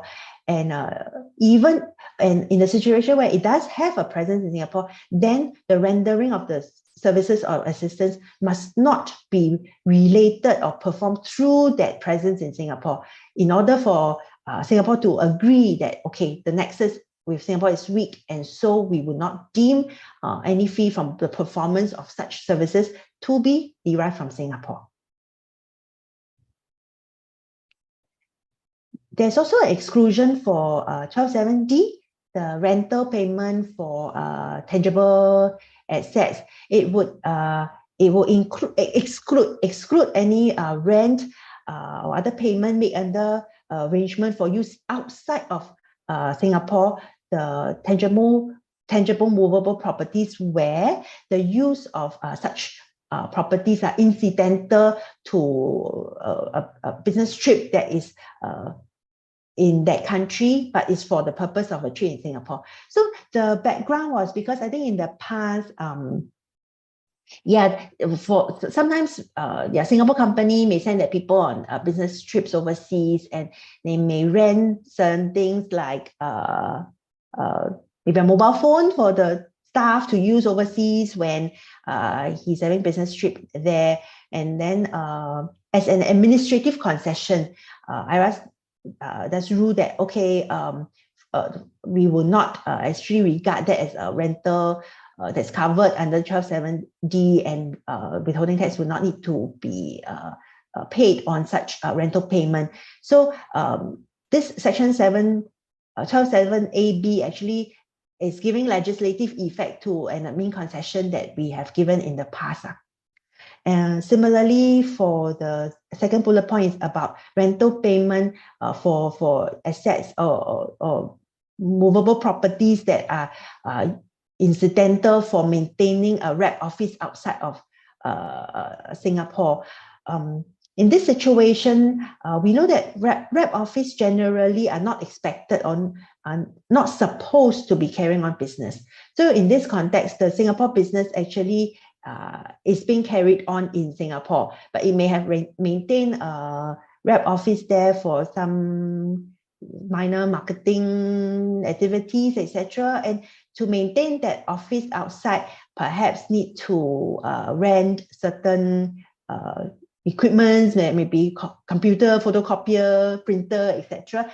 And in the past, as an admin concession, we also recognize that, okay, we will not bring all these payment within the scope of the withholding tax. So now it's being legislated to make it clear that if you are just renting all these equipment for the purpose of maintaining the rep office outside of Singapore, okay, those payments will not fall within the scope of 12.7D, and so withholding tax will not apply.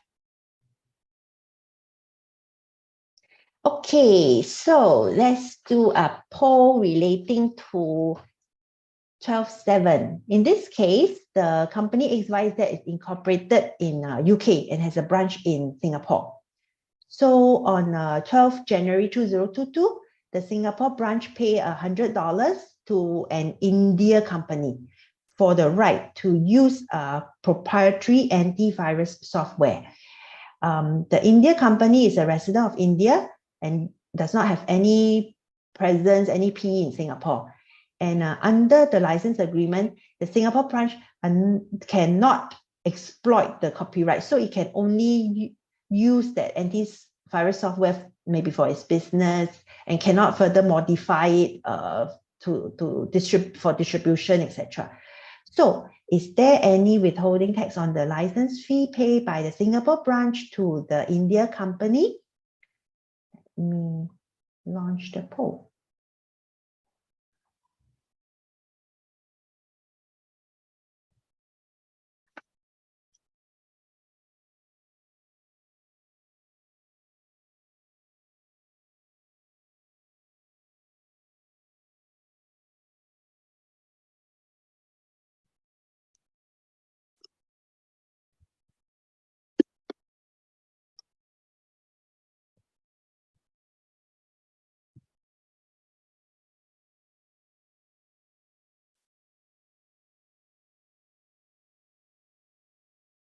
Okay, I will end the poll in 5, 4, 3, 2, 1.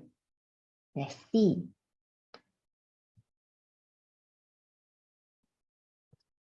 Yay, most of you, yeah, got it right. Yes, there is no withholding tax to be paid because of the rights-based approach that I mentioned in the earlier slide.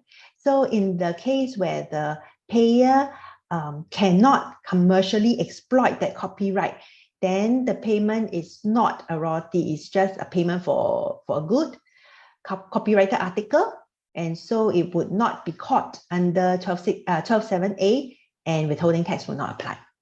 Yeah. Okay, then changing the facts slightly.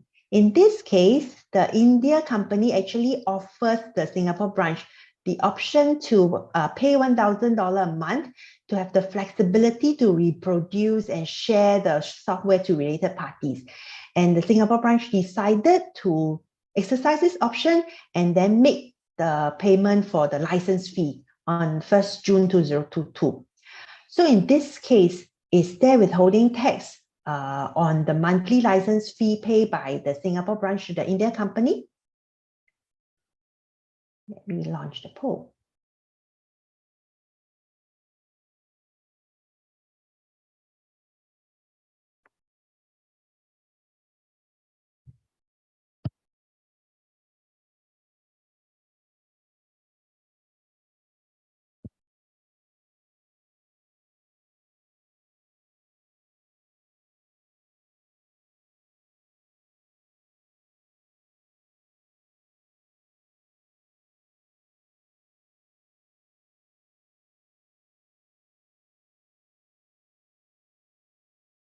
Okay, I'll close the poll in 5, 4, 3, 2, 1. Let's see. Yes, most of you got it right. Okay, yes, in this case, there will be withholding tax because the payer can reproduce and then distribute and share the software with its related parties. So it can actually commercially exploit that right. And so the payment will be characterized as a royalty that falls within the scope of 12(7)(a), and withholding tax would apply. So from these examples, you could see that the concept that will be very relevant here is the commercial exploitation, that kind of concept. So we look at what type of rights that the payer obtain. And if he can commercially exploit the rights, then the payment will be treated as royalties, and then correspondingly withholding tax will apply. Okay, just a little bit more before we go for break. Withholding tax rate can also again be found under section 43. For 7A and 7B, the first limb, the know-how payment, the withholding tax rate is 10%, and it is a final tax rate. For 12(7)(d), generally the rental and other payments for movable property, the rate is 15%.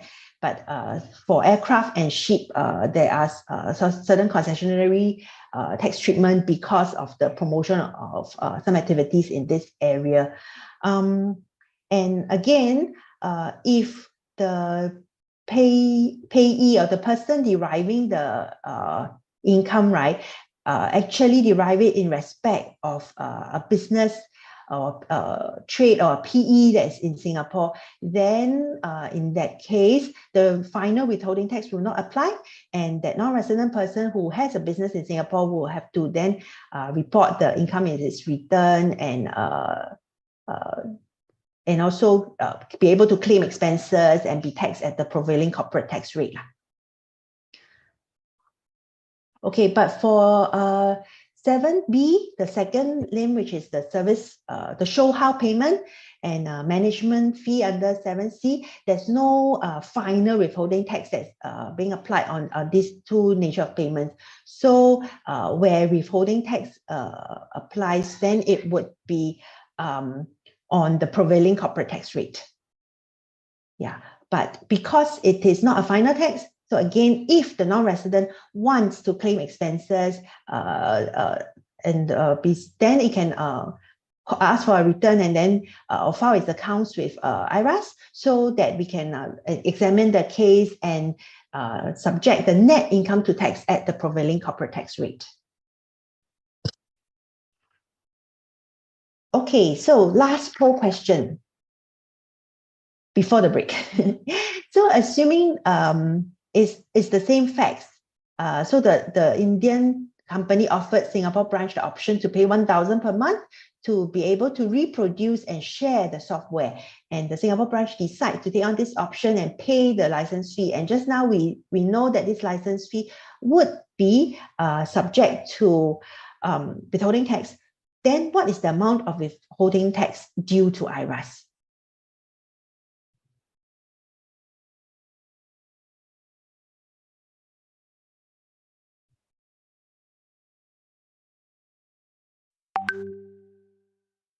And I must say, assuming in this case, there's no tax treaty.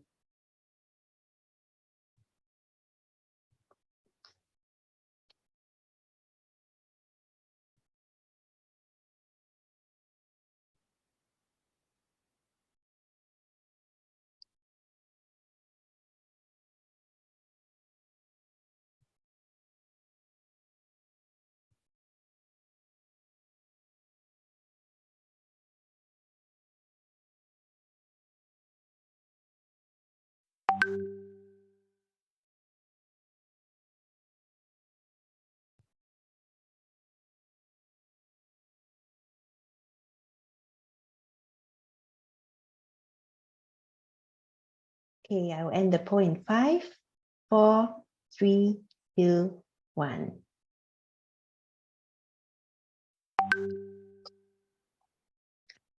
Okay. Quite a number of you choose option 1. Yeah. And the next, okay, and option 2 also. Let's see. The answer is actually option 2. Okay, so why is it not option 1? I think you may have applied the regrossing to the $1,000. But if we actually look at the question, it is not a net of tax situation. The question didn't say that the India company wants the Singapore branch to bear the tax on its behalf. So in this case, there's no need to regross because the Indian company will bear its own withholding tax. And so the payer just have to deduct the amount of withholding tax from the payment and then pay over to IRAS. Yep, so that's one point that I want to make. So, and why is the assumption that there's no treaty being applicable is relevant in this case? Because then we will look at the domestic tax rate, which is 10%, instead of having to look at a treaty whether there's any other tax rate being specified. So the tax imposed on this $1,000 is 10%, which is $100. So the Singapore branch will have to pay $100 to IRAS and then pay over the $900 to the India company. Yeah.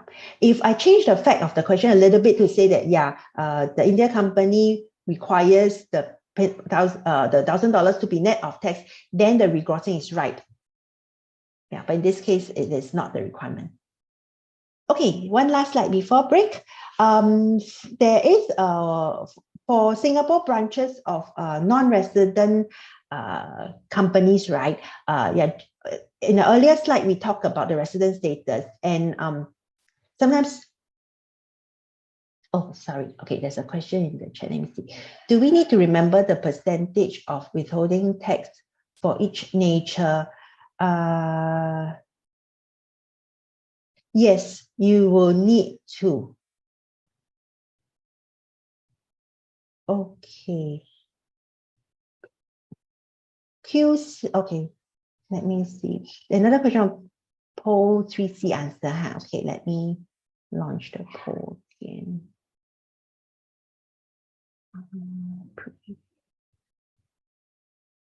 This one.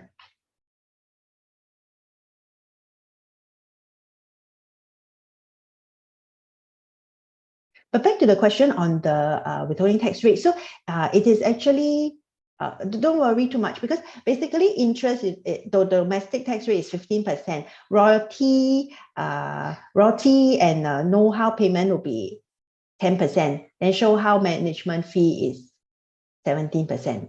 So basically the category, there are not a lot of different categories. Okay, Ken. So for payments made to Singapore branches of non-tax resident company, as I mentioned, because these Singapore branches of non-tax resident company will also be considered as non-resident, right? Since Singapore branch doesn't, it's just part and parcel legally, part and parcel of the non-resident company. So they will be non-resident. So if there's any payment made to non-resident, technically, it will also be subject to withholding tax.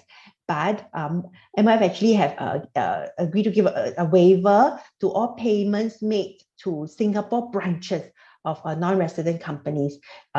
This is intended to reduce the compliance cost of the payers because in any case, the Singapore branches would most likely file a return and be assessed on the income. So, this Singapore branches would have to actually report such payments and declare them in their annual tax return for assessment purposes. But they will not be subject to withholding tax.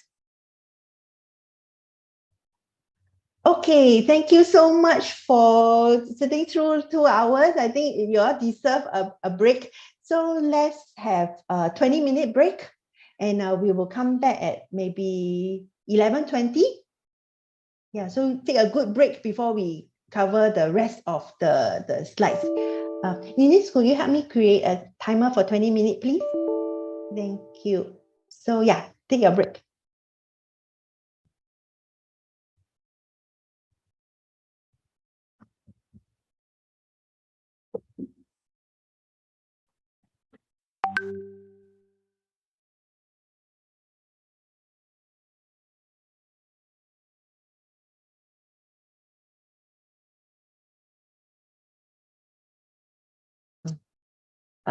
Mute yourself during class unless you have questions to ask or comments that you want to share with me and let me know. Okay, during break, I noticed there is a question in the chat asking me to share more about the difference between residence and PE. So basically, there are two different concepts. Residence actually refers to the status of the person. So like, oh, Singapore citizen, you know, Singapore incorporated company. Sorry? Okay, yeah, so Singapore citizen, Singapore incorporated company, etc. It's a status. So as a Singapore tax residence is a status, and that actually comes with certain, I would say, benefit, because you can enjoy like treaty benefits, etc. So residence is we refer to the status of the company, and for PE, right, is actually a concept of the extent or degree of your presence in a location. Usually, you know, the more common forms of PE that we see will be a branch or office, because to be a PE, to be a permanent establishment, I think there need to be a certain degree of permanence or extent in the form of your presence in that place. If just like casual presence, then it may not be sufficient to be considered as a PE in a location. And this concept of PE is very, very relevant, especially for treaty purposes, because hey, sorry, I think is it Manling? I think that your mic is not muted.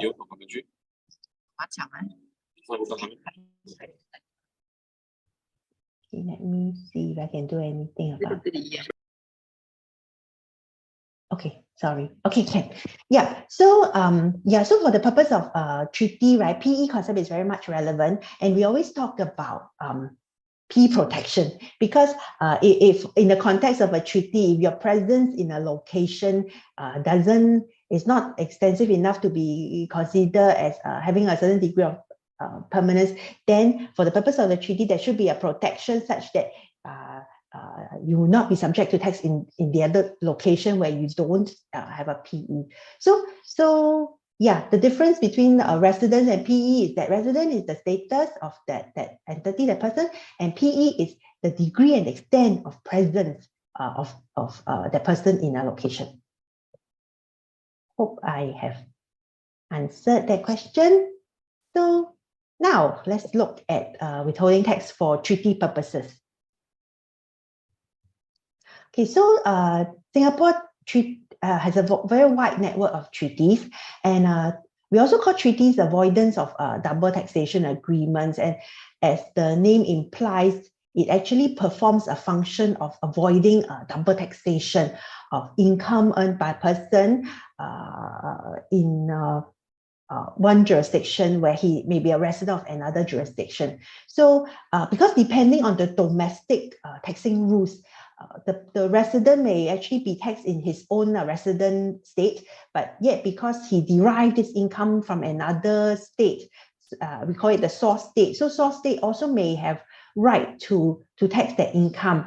And under the treaty, then there will be rules to sort of specify how the taxing right should be allocated, such that the person will not be subject to double taxation on the same income. Yeah, and for treaty purposes, there's to promote bilateral trade and investment. There could be situations where reduced tax rate applies, or even exemption to promote the flow of investments. And so when the non-resident derive income from Singapore, and the non-resident want to claim treaty benefit, it's possible so he will have to sort of submit the relevant documentation, most importantly, the certificate of residence to IRAS, so that we can ascertain that this non-resident is actually a resident of one of our treaty partner. And because of that, then the payer, when withholding the tax, could apply the reduced withholding tax rate under the relevant treaty, or even exempt that payment from withholding tax. So as I mentioned, the key concept under the ITA and also tax treaty is that the tax treaty in itself doesn't create any taxing rights. So this is a very important point, because although the treaty allocates the taxing right, but it doesn't create any taxing right. So in the first place, if that income actually is not subject to tax in Singapore, or Singapore in the first place doesn't have any right to the income, then even if under the treaty the rules of allocate the right to tax to Singapore, Singapore will also not be able to tax that income. So treaties don't create taxing right. We always have to look at the domestic tax law to see whether Singapore have a right to tax the income in the first place. Then the reduced withholding tax rate or exemption under the tax treaty is on due claim basis.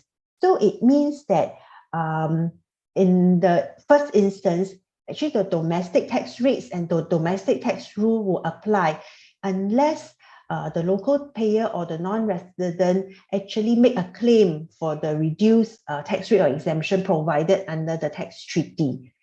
And when they want to make a claim for the concessionary treatments under the treaty, then the relevant documentation have to be submitted so that IRAS would be satisfied that the non-resident deriving the income is indeed the resident of our treaty partner, and that non-resident is actually a beneficial owner of the income.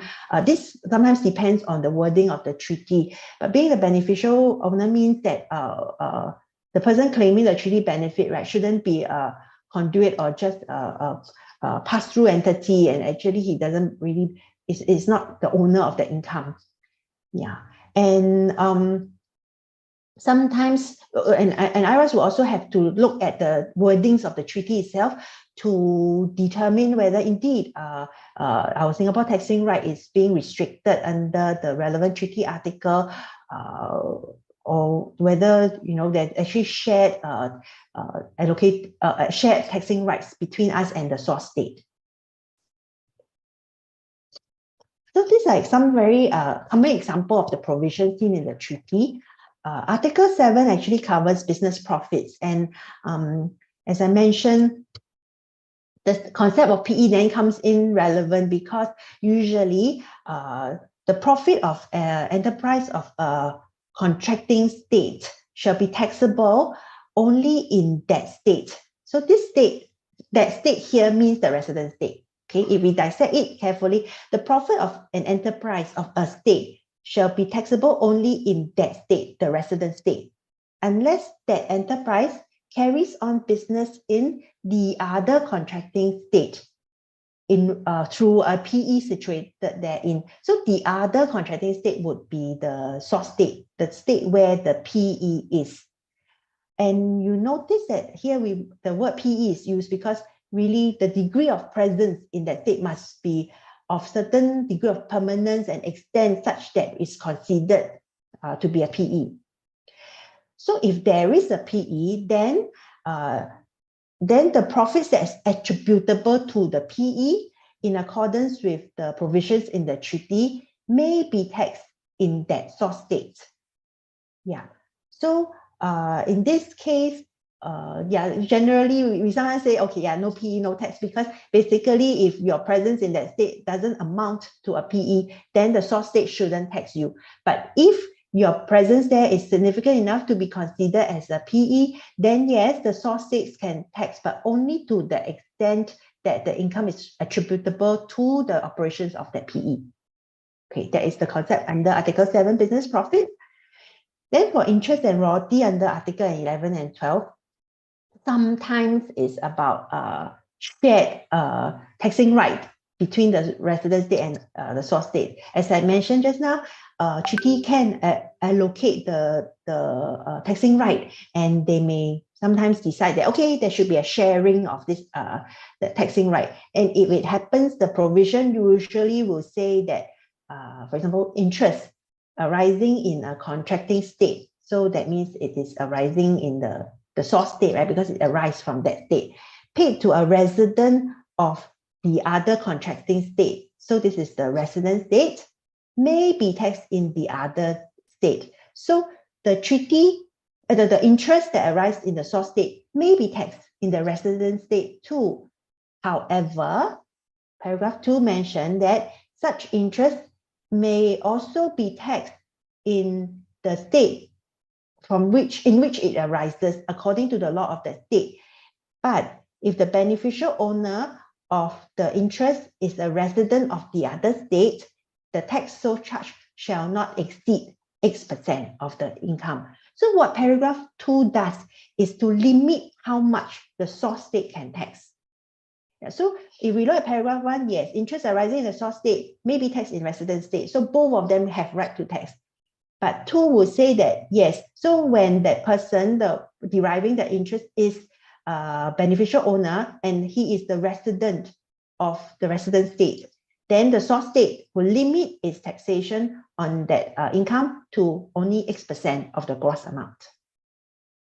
There could be situation where the taxing right is exclusively given to the resident state. So in those treaties, the wording that you will see in the treaty will be that the interest arising in a contracting state and beneficially owned by the resident of the resident state will only be taxable in the resident state, in that other state. Yeah. So these are just provisions where you may come across in treaty, and how treaty provisions apply to allocate the taxing right to between the resident state and the source state. Okay, poll question 4. So this is again the same facts as the earlier poll 3, where we talked about the Indian company not having a PE in Singapore and deriving license fee from a Singapore branch. So assuming that there is a treaty between Singapore and India, and assuming, I'm not saying that the paragraph or the article that I reproduce here is the actual factual provisions in the Singapore-Indian Treaty, but assuming it's read this way, that the royalty arising in a contracting state paid to a resident of the other contracting state may be taxed in that other contracting state. However, such royalty may also be taxed in the contracting state in which it arises and according to the law of that state. But if the beneficial owner of the royalty is a resident of the other contracting state, the tax so charged should not exceed 20% of the royalty. So now, when the Singapore branch pay license fee to the India company, what is the withholding tax rate that should be applied? Sorry, okay, let me launch the poll. Sorry.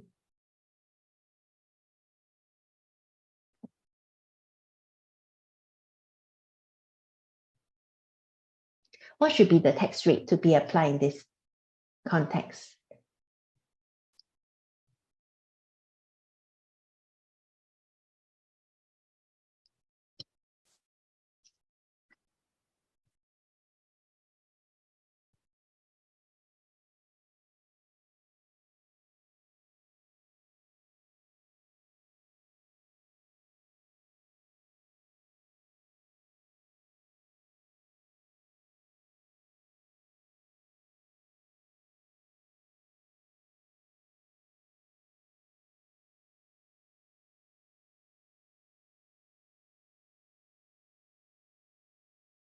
Okay, I'll end the poll in 5, 4, 3, 2, 1.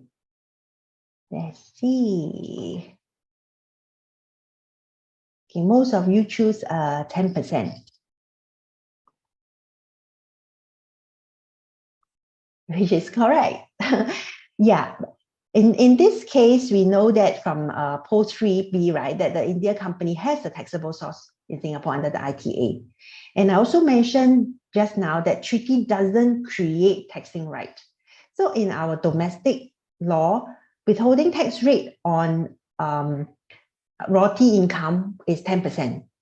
So even though the treaty say the source state cannot tax more than 20%, but in the first place, because our domestic tax rule only applies a 10% rate for royalty, we will not then, because treaty allow me to tax up to 20%, then I will impose a rate of 20%. We will still have to fall back on domestic tax rule and say that, okay, the domestic withholding tax rate on royalty is 10%. Okay, how about this next poll question? Assuming I change the fact a little bit, and in this case, the treaty actually provides for the fact that if the beneficial owner of the royalty is the resident of another contracting state, then the source state can tax at a rate not exceeding 5% of the gross amount of royalty. And in this case, the Singapore company claims treaty benefit on behalf of the Indian company, and the Indian company is able to show that it's the beneficial owner, as well as submit certificate of residence to show that it is the resident of India. So if the Singapore and India treaty applies, then what would be the withholding tax applicable to the license fee paid by the Singapore branch to the Indian company? Okay, let me launch the poll again.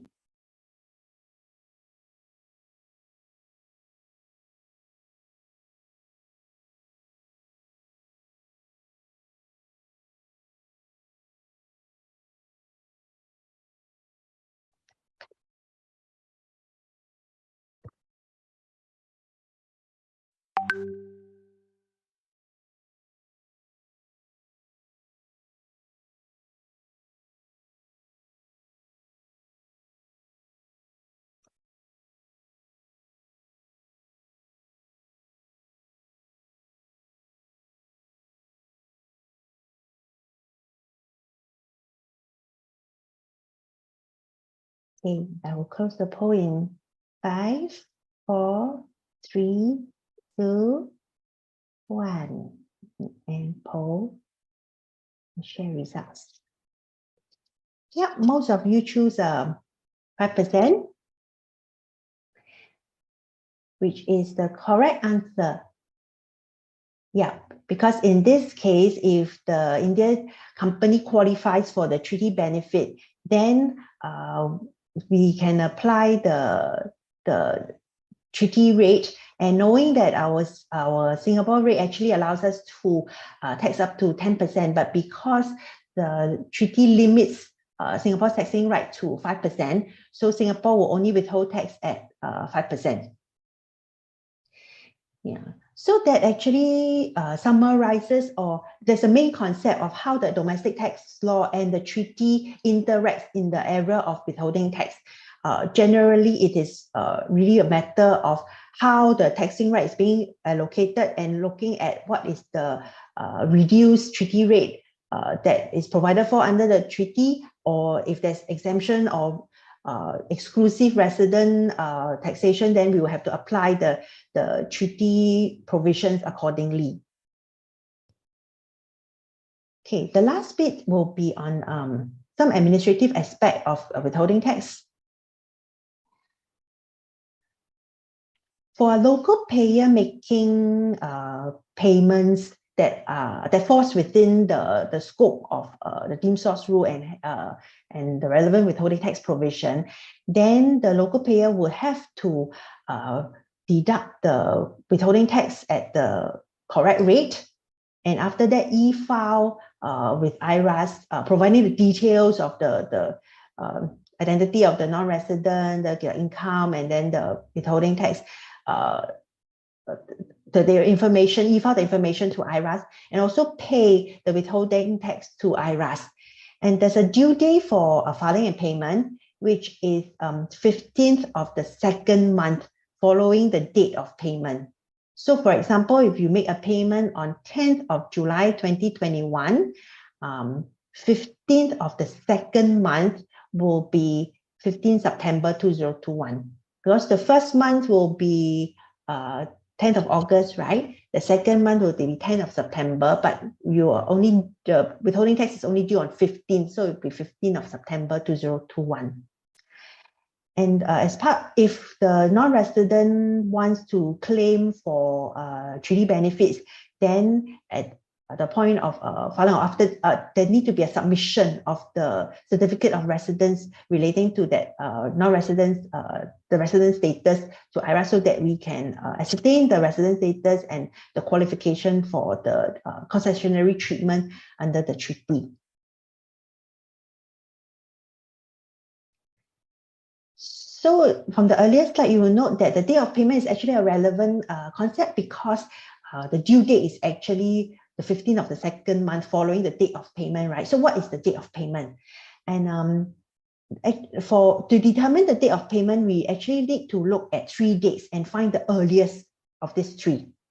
The first date to look at is when the liability to pay the income arises based on the contract.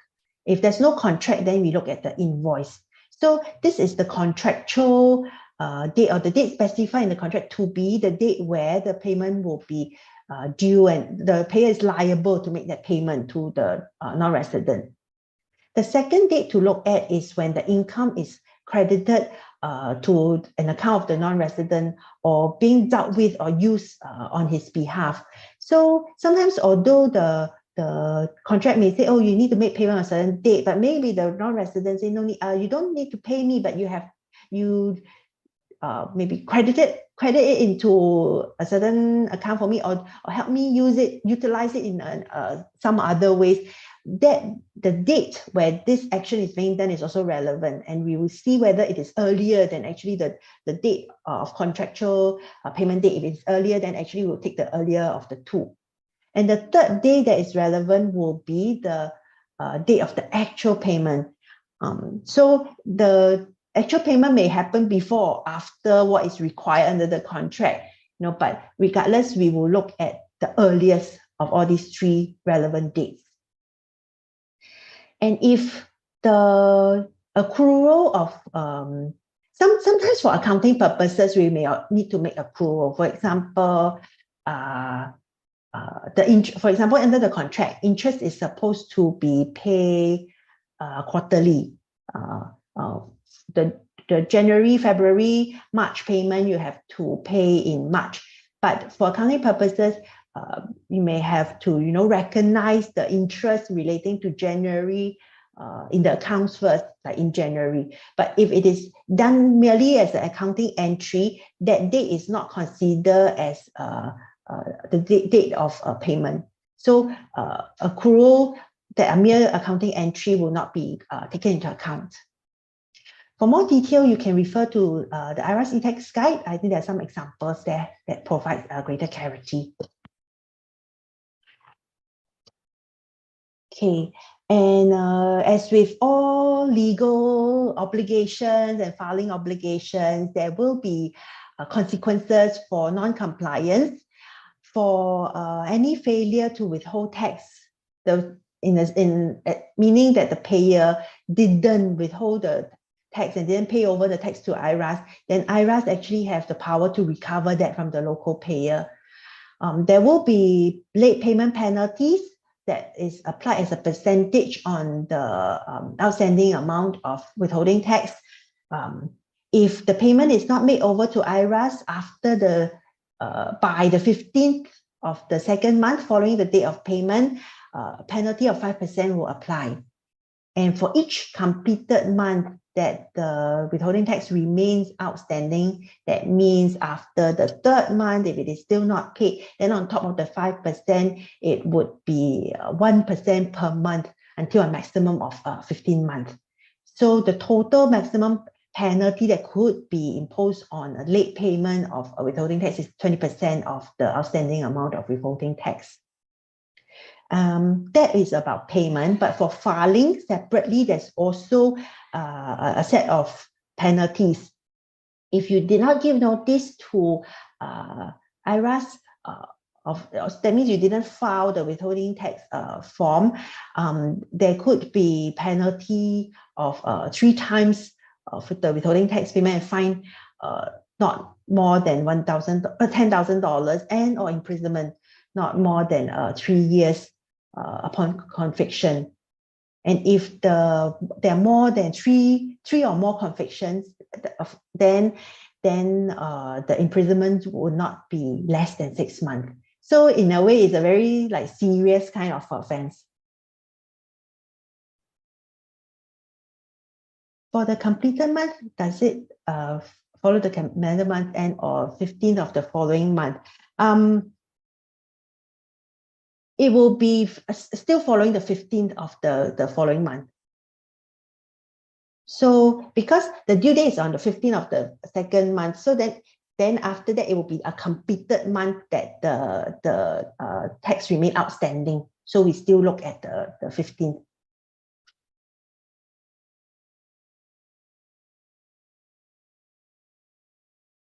Okay, then let me see. Should be a poll question next. Okay, yeah, this poll question is to test your understanding of the filing due date. So again, same facts, Singapore branch paying to the Indian company, assume the payment is made on 1st March 2022. So assuming that withholding tax is applicable, when must the withholding tax be paid to IRAS? Let me launch the poll.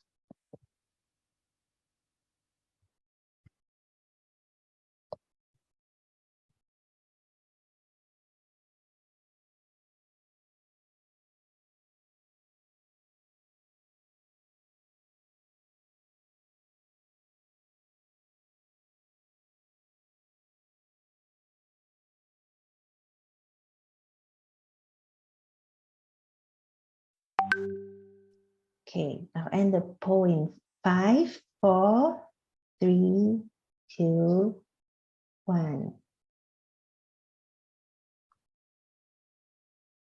Okay, most of you have chosen 15th of May 2022, and I think that's correct because the payment is made on 1st March, so second month will be May, and it's 15th of May. Okay, there's a question in the chat. Let me see. If the date of payment is 1st August 2021, the due date will be 15th October 2021. Correct. So it is similar to our poll question. Huh? It is actually 15th of the second month following the the date of payment.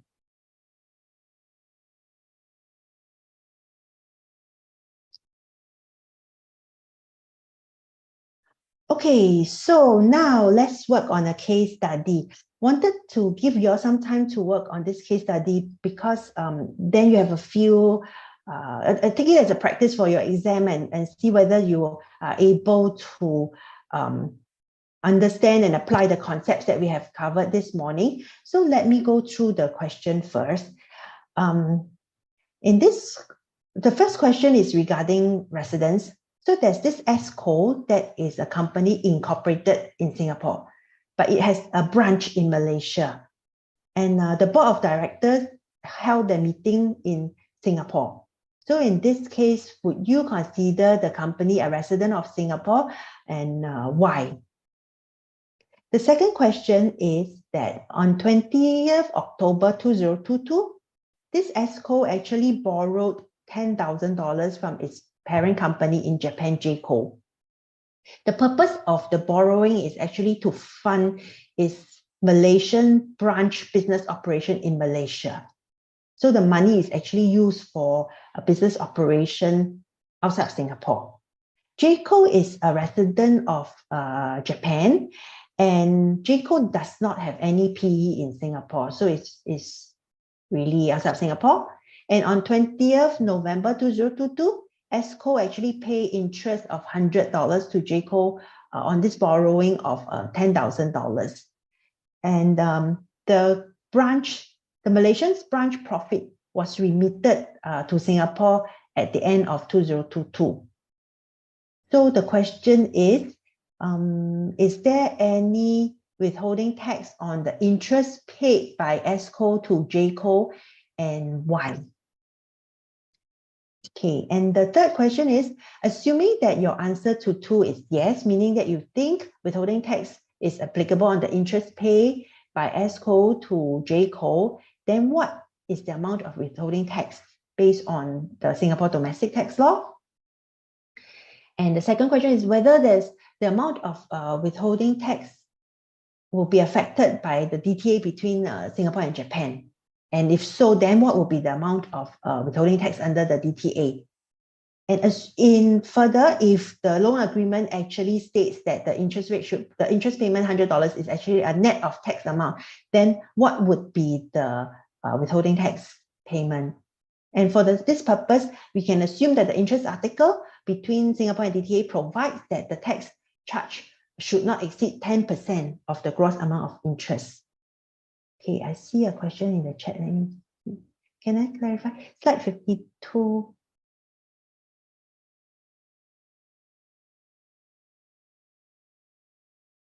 Okay, let me check. Slide 52 will be the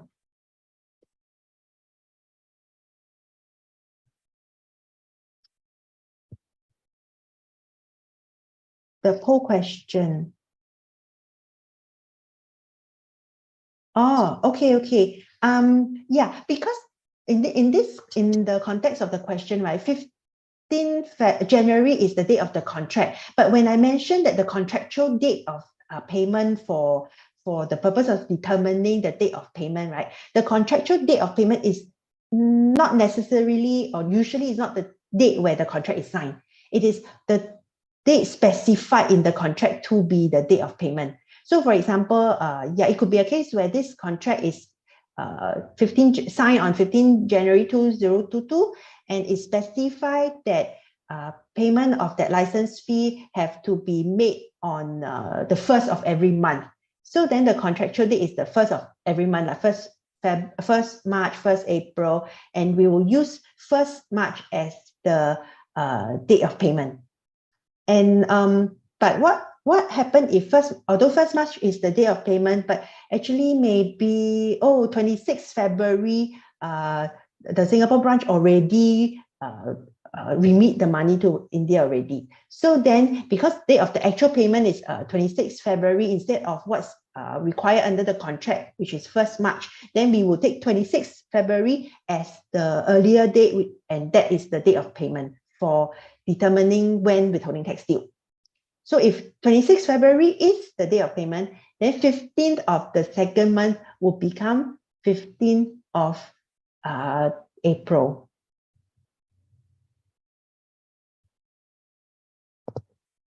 Is it clear?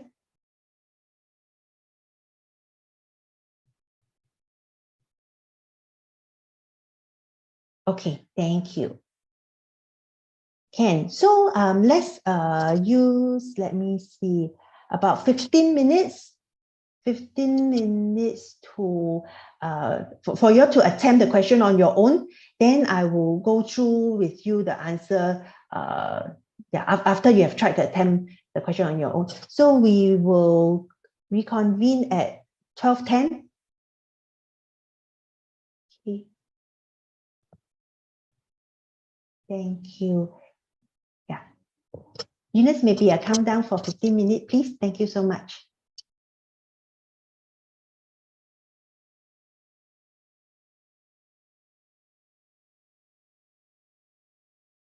How do you find it? I hope it's not too difficult, but I must say it is actually quite tricky. And also, yeah, as withholding tax analysis is very fact specific. Yeah, so in real life, you will really need to look at the facts, understand the facts, and then see how the provisions apply. So I hope through this case study, you have a sense of how it is in practice and also for the purpose of the exam. Okay, so let me go through the answers one by one. Okay, the first question on residence test, I think is should be quite straightforward. So in this case, the company should be considered, ESCO should be considered as Singapore tax resident because the board meetings are held in Singapore. So it is controlled and managed in Singapore, and so it is a Singapore tax resident. So the tricky questions come actually for question 2, to me, I think. Yeah, and the answer is actually withholding tax is not applicable. I'm not sure how many of you gotten the right answer, but let's see how we arrive at this conclusion. In this case, we know that the relevant nature of income is interest. So knowing that it's interest, we will then know that we should zoom into section 12.6. And then we will look at the conditions and requirements under 12.6a and 12.6b. So if you look back at the earlier slide when I reproduced the provision itself, and when we discussed the 2 paragraphs, paragraph 1 on being born by a person resident in Singapore, P in Singapore, and also whether it's deductible against income accruing in Singapore. So we will have to then apply this to the facts of the case to see whether it meet or do not meet the condition. So in this case, we know that the loan is actually obtained for by the Singapore company from Japan to fund the operation of its Malaysian branch. If we look at the subparagraph 1 under 12.6a, we know that, yes, this interest is borne by ESCO, which is a resident in Singapore. But it actually meets the condition under inside the brackets, where in this case, the facts states that it is in respect of a business carried on in Malaysia by the Malaysian branch that is outside of Singapore. So in this case, even though it is borne by the ESCO, because it is in respect of the Malaysian branch operation, then it would not be caught under the subparagraph 1.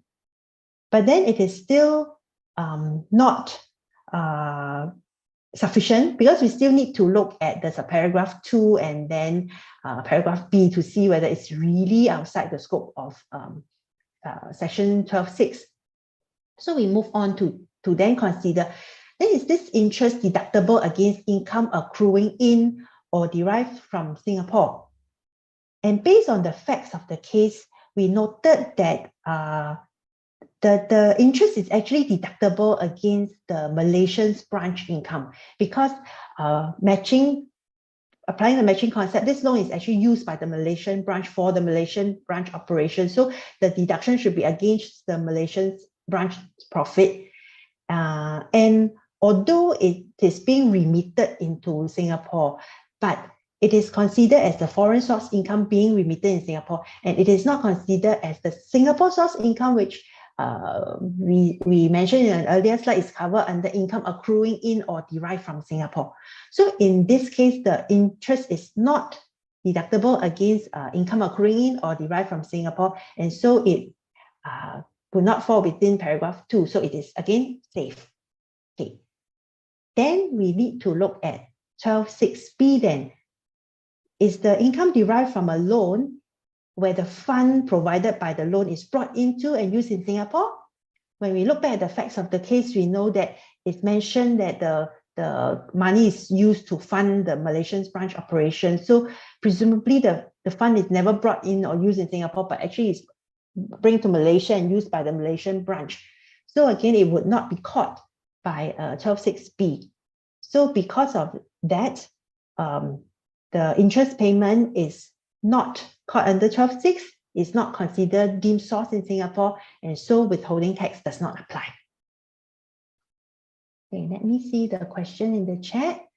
For question to control, does it mean the loan? Oh, okay. Yep. So no. So control and management of a business doesn't necessarily relate to the how the loan is being used. When we talk about the control and management of the business, it's really setting the strategic direction for that Singapore company. But the day-to-day operation, it could be a different matter, and they may be making or borrowing for the Singapore operation, could be borrowing for the Malaysian operation, can be doing different types of things. So it doesn't necessarily mean that just because the company is being controlled and managed in Singapore, all its activities are considered to be like linked to the Singapore operation. In this case, based on the fact when we say that the loan is actually being used outside of Singapore by the Malaysian branch, then we would not deem it to be actually brought into Singapore just because of the contract management.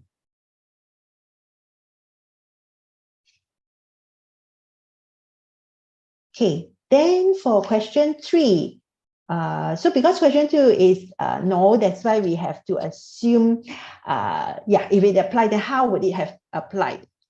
So assuming somehow based on the fact that the interest is actually subject to tax in withholding tax in Singapore, right? Then we will apply the domestic tax provision first. And for interest, the domestic withholding tax rate is 15%. So the withholding tax would be $100 times 15% would be $15. But the question also informed us that there is a DTA between Singapore and Japan.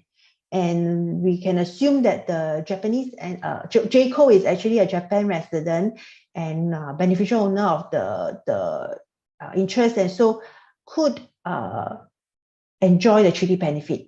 If that's the case, then the treaty rate will be relevant, and we'll have to see whether the treaty rate is higher or lower than our domestic rate. So the question mentioned that under the interest article, the treaty rate is actually 10%, which is below our domestic rate of 15%. So we will apply the treaty rate of 10%, and the amount of withholding tax that would be payable would then be reduced to $10. And for the last part of the question, in the event that the Singapore company is supposed to bear the tax on behalf of the JCO, if that's the case, then we will have to do the regrossing, and the regross amount will be $100 over 100% minus 10%. This is the applicable, remember, and in this context, right, the rate to be applied, it will be the applicable rate. So assuming treaty apply, it will be 10%. If treaty doesn't apply, then when you do the regrossing, it have to be 15%. So this rate will be corresponding to the withholding tax rate that you will find that you will apply to the regross amount eventually.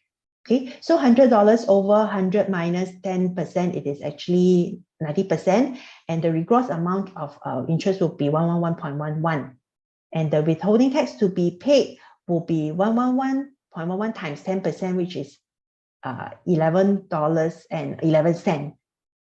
And you would double check and cross check to see that, okay, when the gross amount, when the withholding tax is deducted from the gross amount, then the net amount that's paid to JCO is indeed $100, which is the amount that they want net of tax.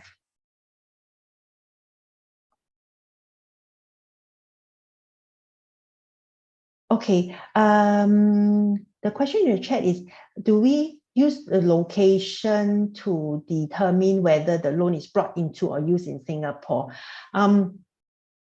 Yes, it means whether when we consider whether the loan was brought into and used in Singapore, we look at whether the money really come into Singapore. So it's whether the location of the money, where does the money goes.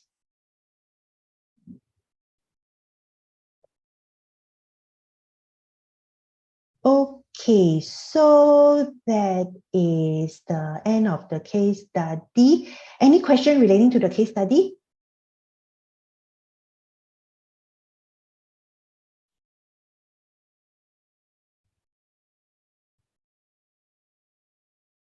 Okay, if not, then any question relating to the course or what I have covered today?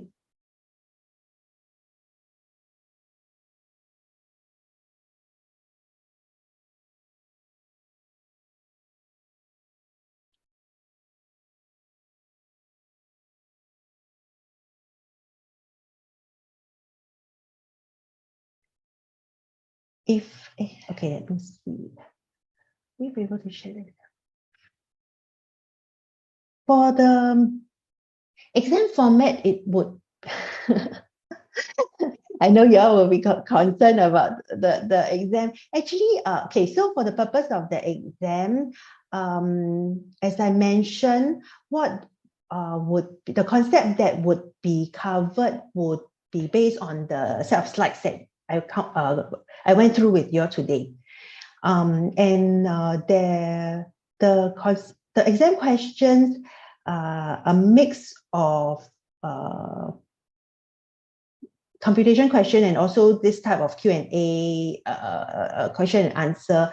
And even if there's computation, it will not be very difficult lah. Yeah. And so I think what you need to focus on are really the key concept that I covered in the slide deck this morning. And that will help you in, the format will be similar to the case study where you will have to look at some facts and apply the concepts accordingly. Yeah. If the loan amount is transmitted to Singapore, but the loan amount is for then on Shitong's question, I think then we would have to understand why is it that when the taxpayers say that the loan is for the Malaysian branch use, right, the loan amount is transmitted to Singapore, because the two pieces of fact then seems to be a bit contradictory. So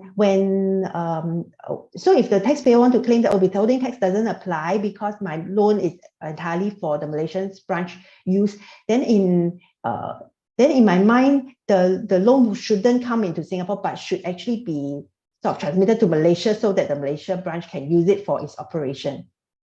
Yeah. So because the two pieces of facts would have a bit of contradictory effect, so we will have to query further. And if the loan is indeed transmitted into Singapore, right, then the withholding tax will apply.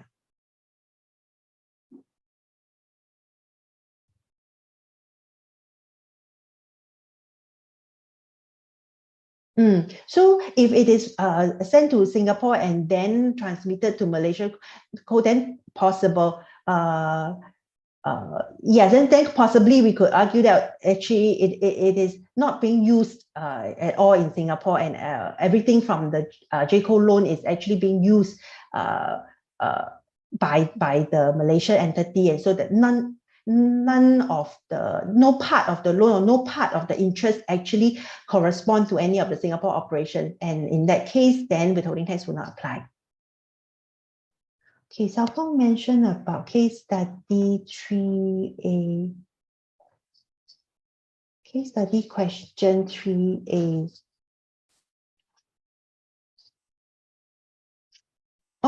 It should be 10%. Sorry, 15%. You're right. 15%. You're right. Because the domestic tax withholding tax rate for interest is 15%.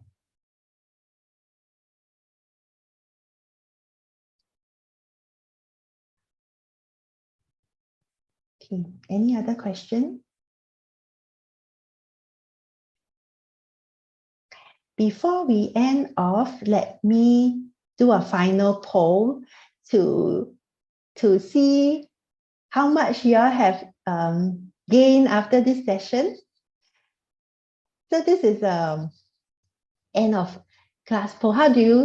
What do you think of withholding tax, and does the session make you clearer, have a clearer understanding of what is covered?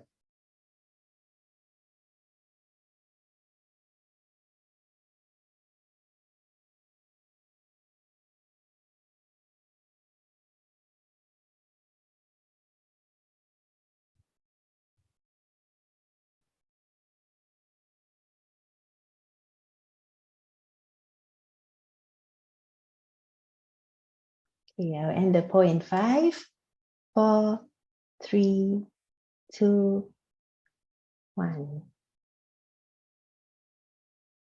Let me see. I'm glad that most of you still have a better appreciation of the topic and even ready to tackle the issues. Yeah, for the few of you who are still clueless, don't worry, because as I mentioned, withholding tax is really not a very simple area, and there are a lot of concepts that you need to grasp. But just remember that, it is a very fact-specific kind of application, and you need to understand the facts of the case and apply the provisions accordingly. So before I end off, I guess it will be useful if I just do a quick summary of what are the concepts that we have covered, to sort of summarize the learning for today. Okay, so if I do a recap, in the very beginning, I mentioned that withholding tax is actually a collection mechanism for income derived by a non-resident from Singapore. So in this case, in this sense, the resident status is something that is important, and you need to understand how to determine whether a person is a resident or non-resident. Okay, then subsequently, we also did a recap on source rule. The source rule under Section 10 talks about income being derived or accrued in Singapore, which is the Singapore source income, and also foreign source income that's being remitted into Singapore. That's under Section 10. But we also cover Section 12, which are the deemed source rule.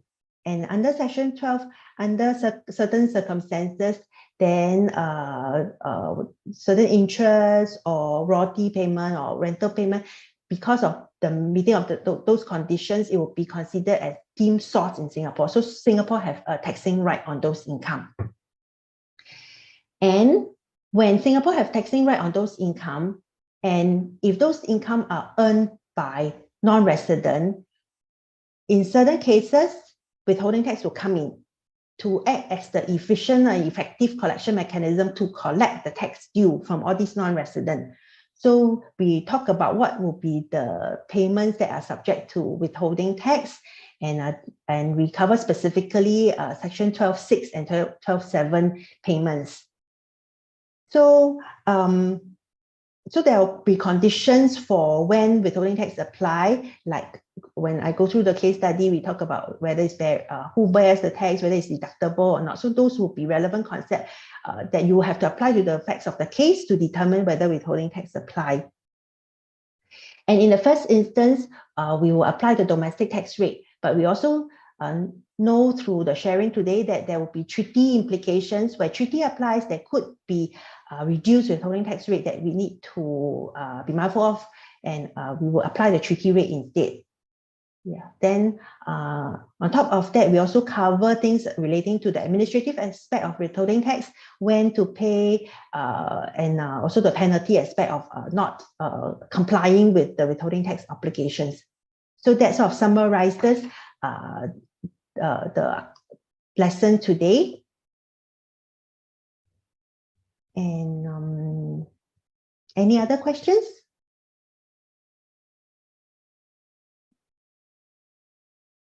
If not, then thank you very much for spending 3.5 hours with me. I hope it's useful, and all the best for your exams next month. Yeah, thank you very much.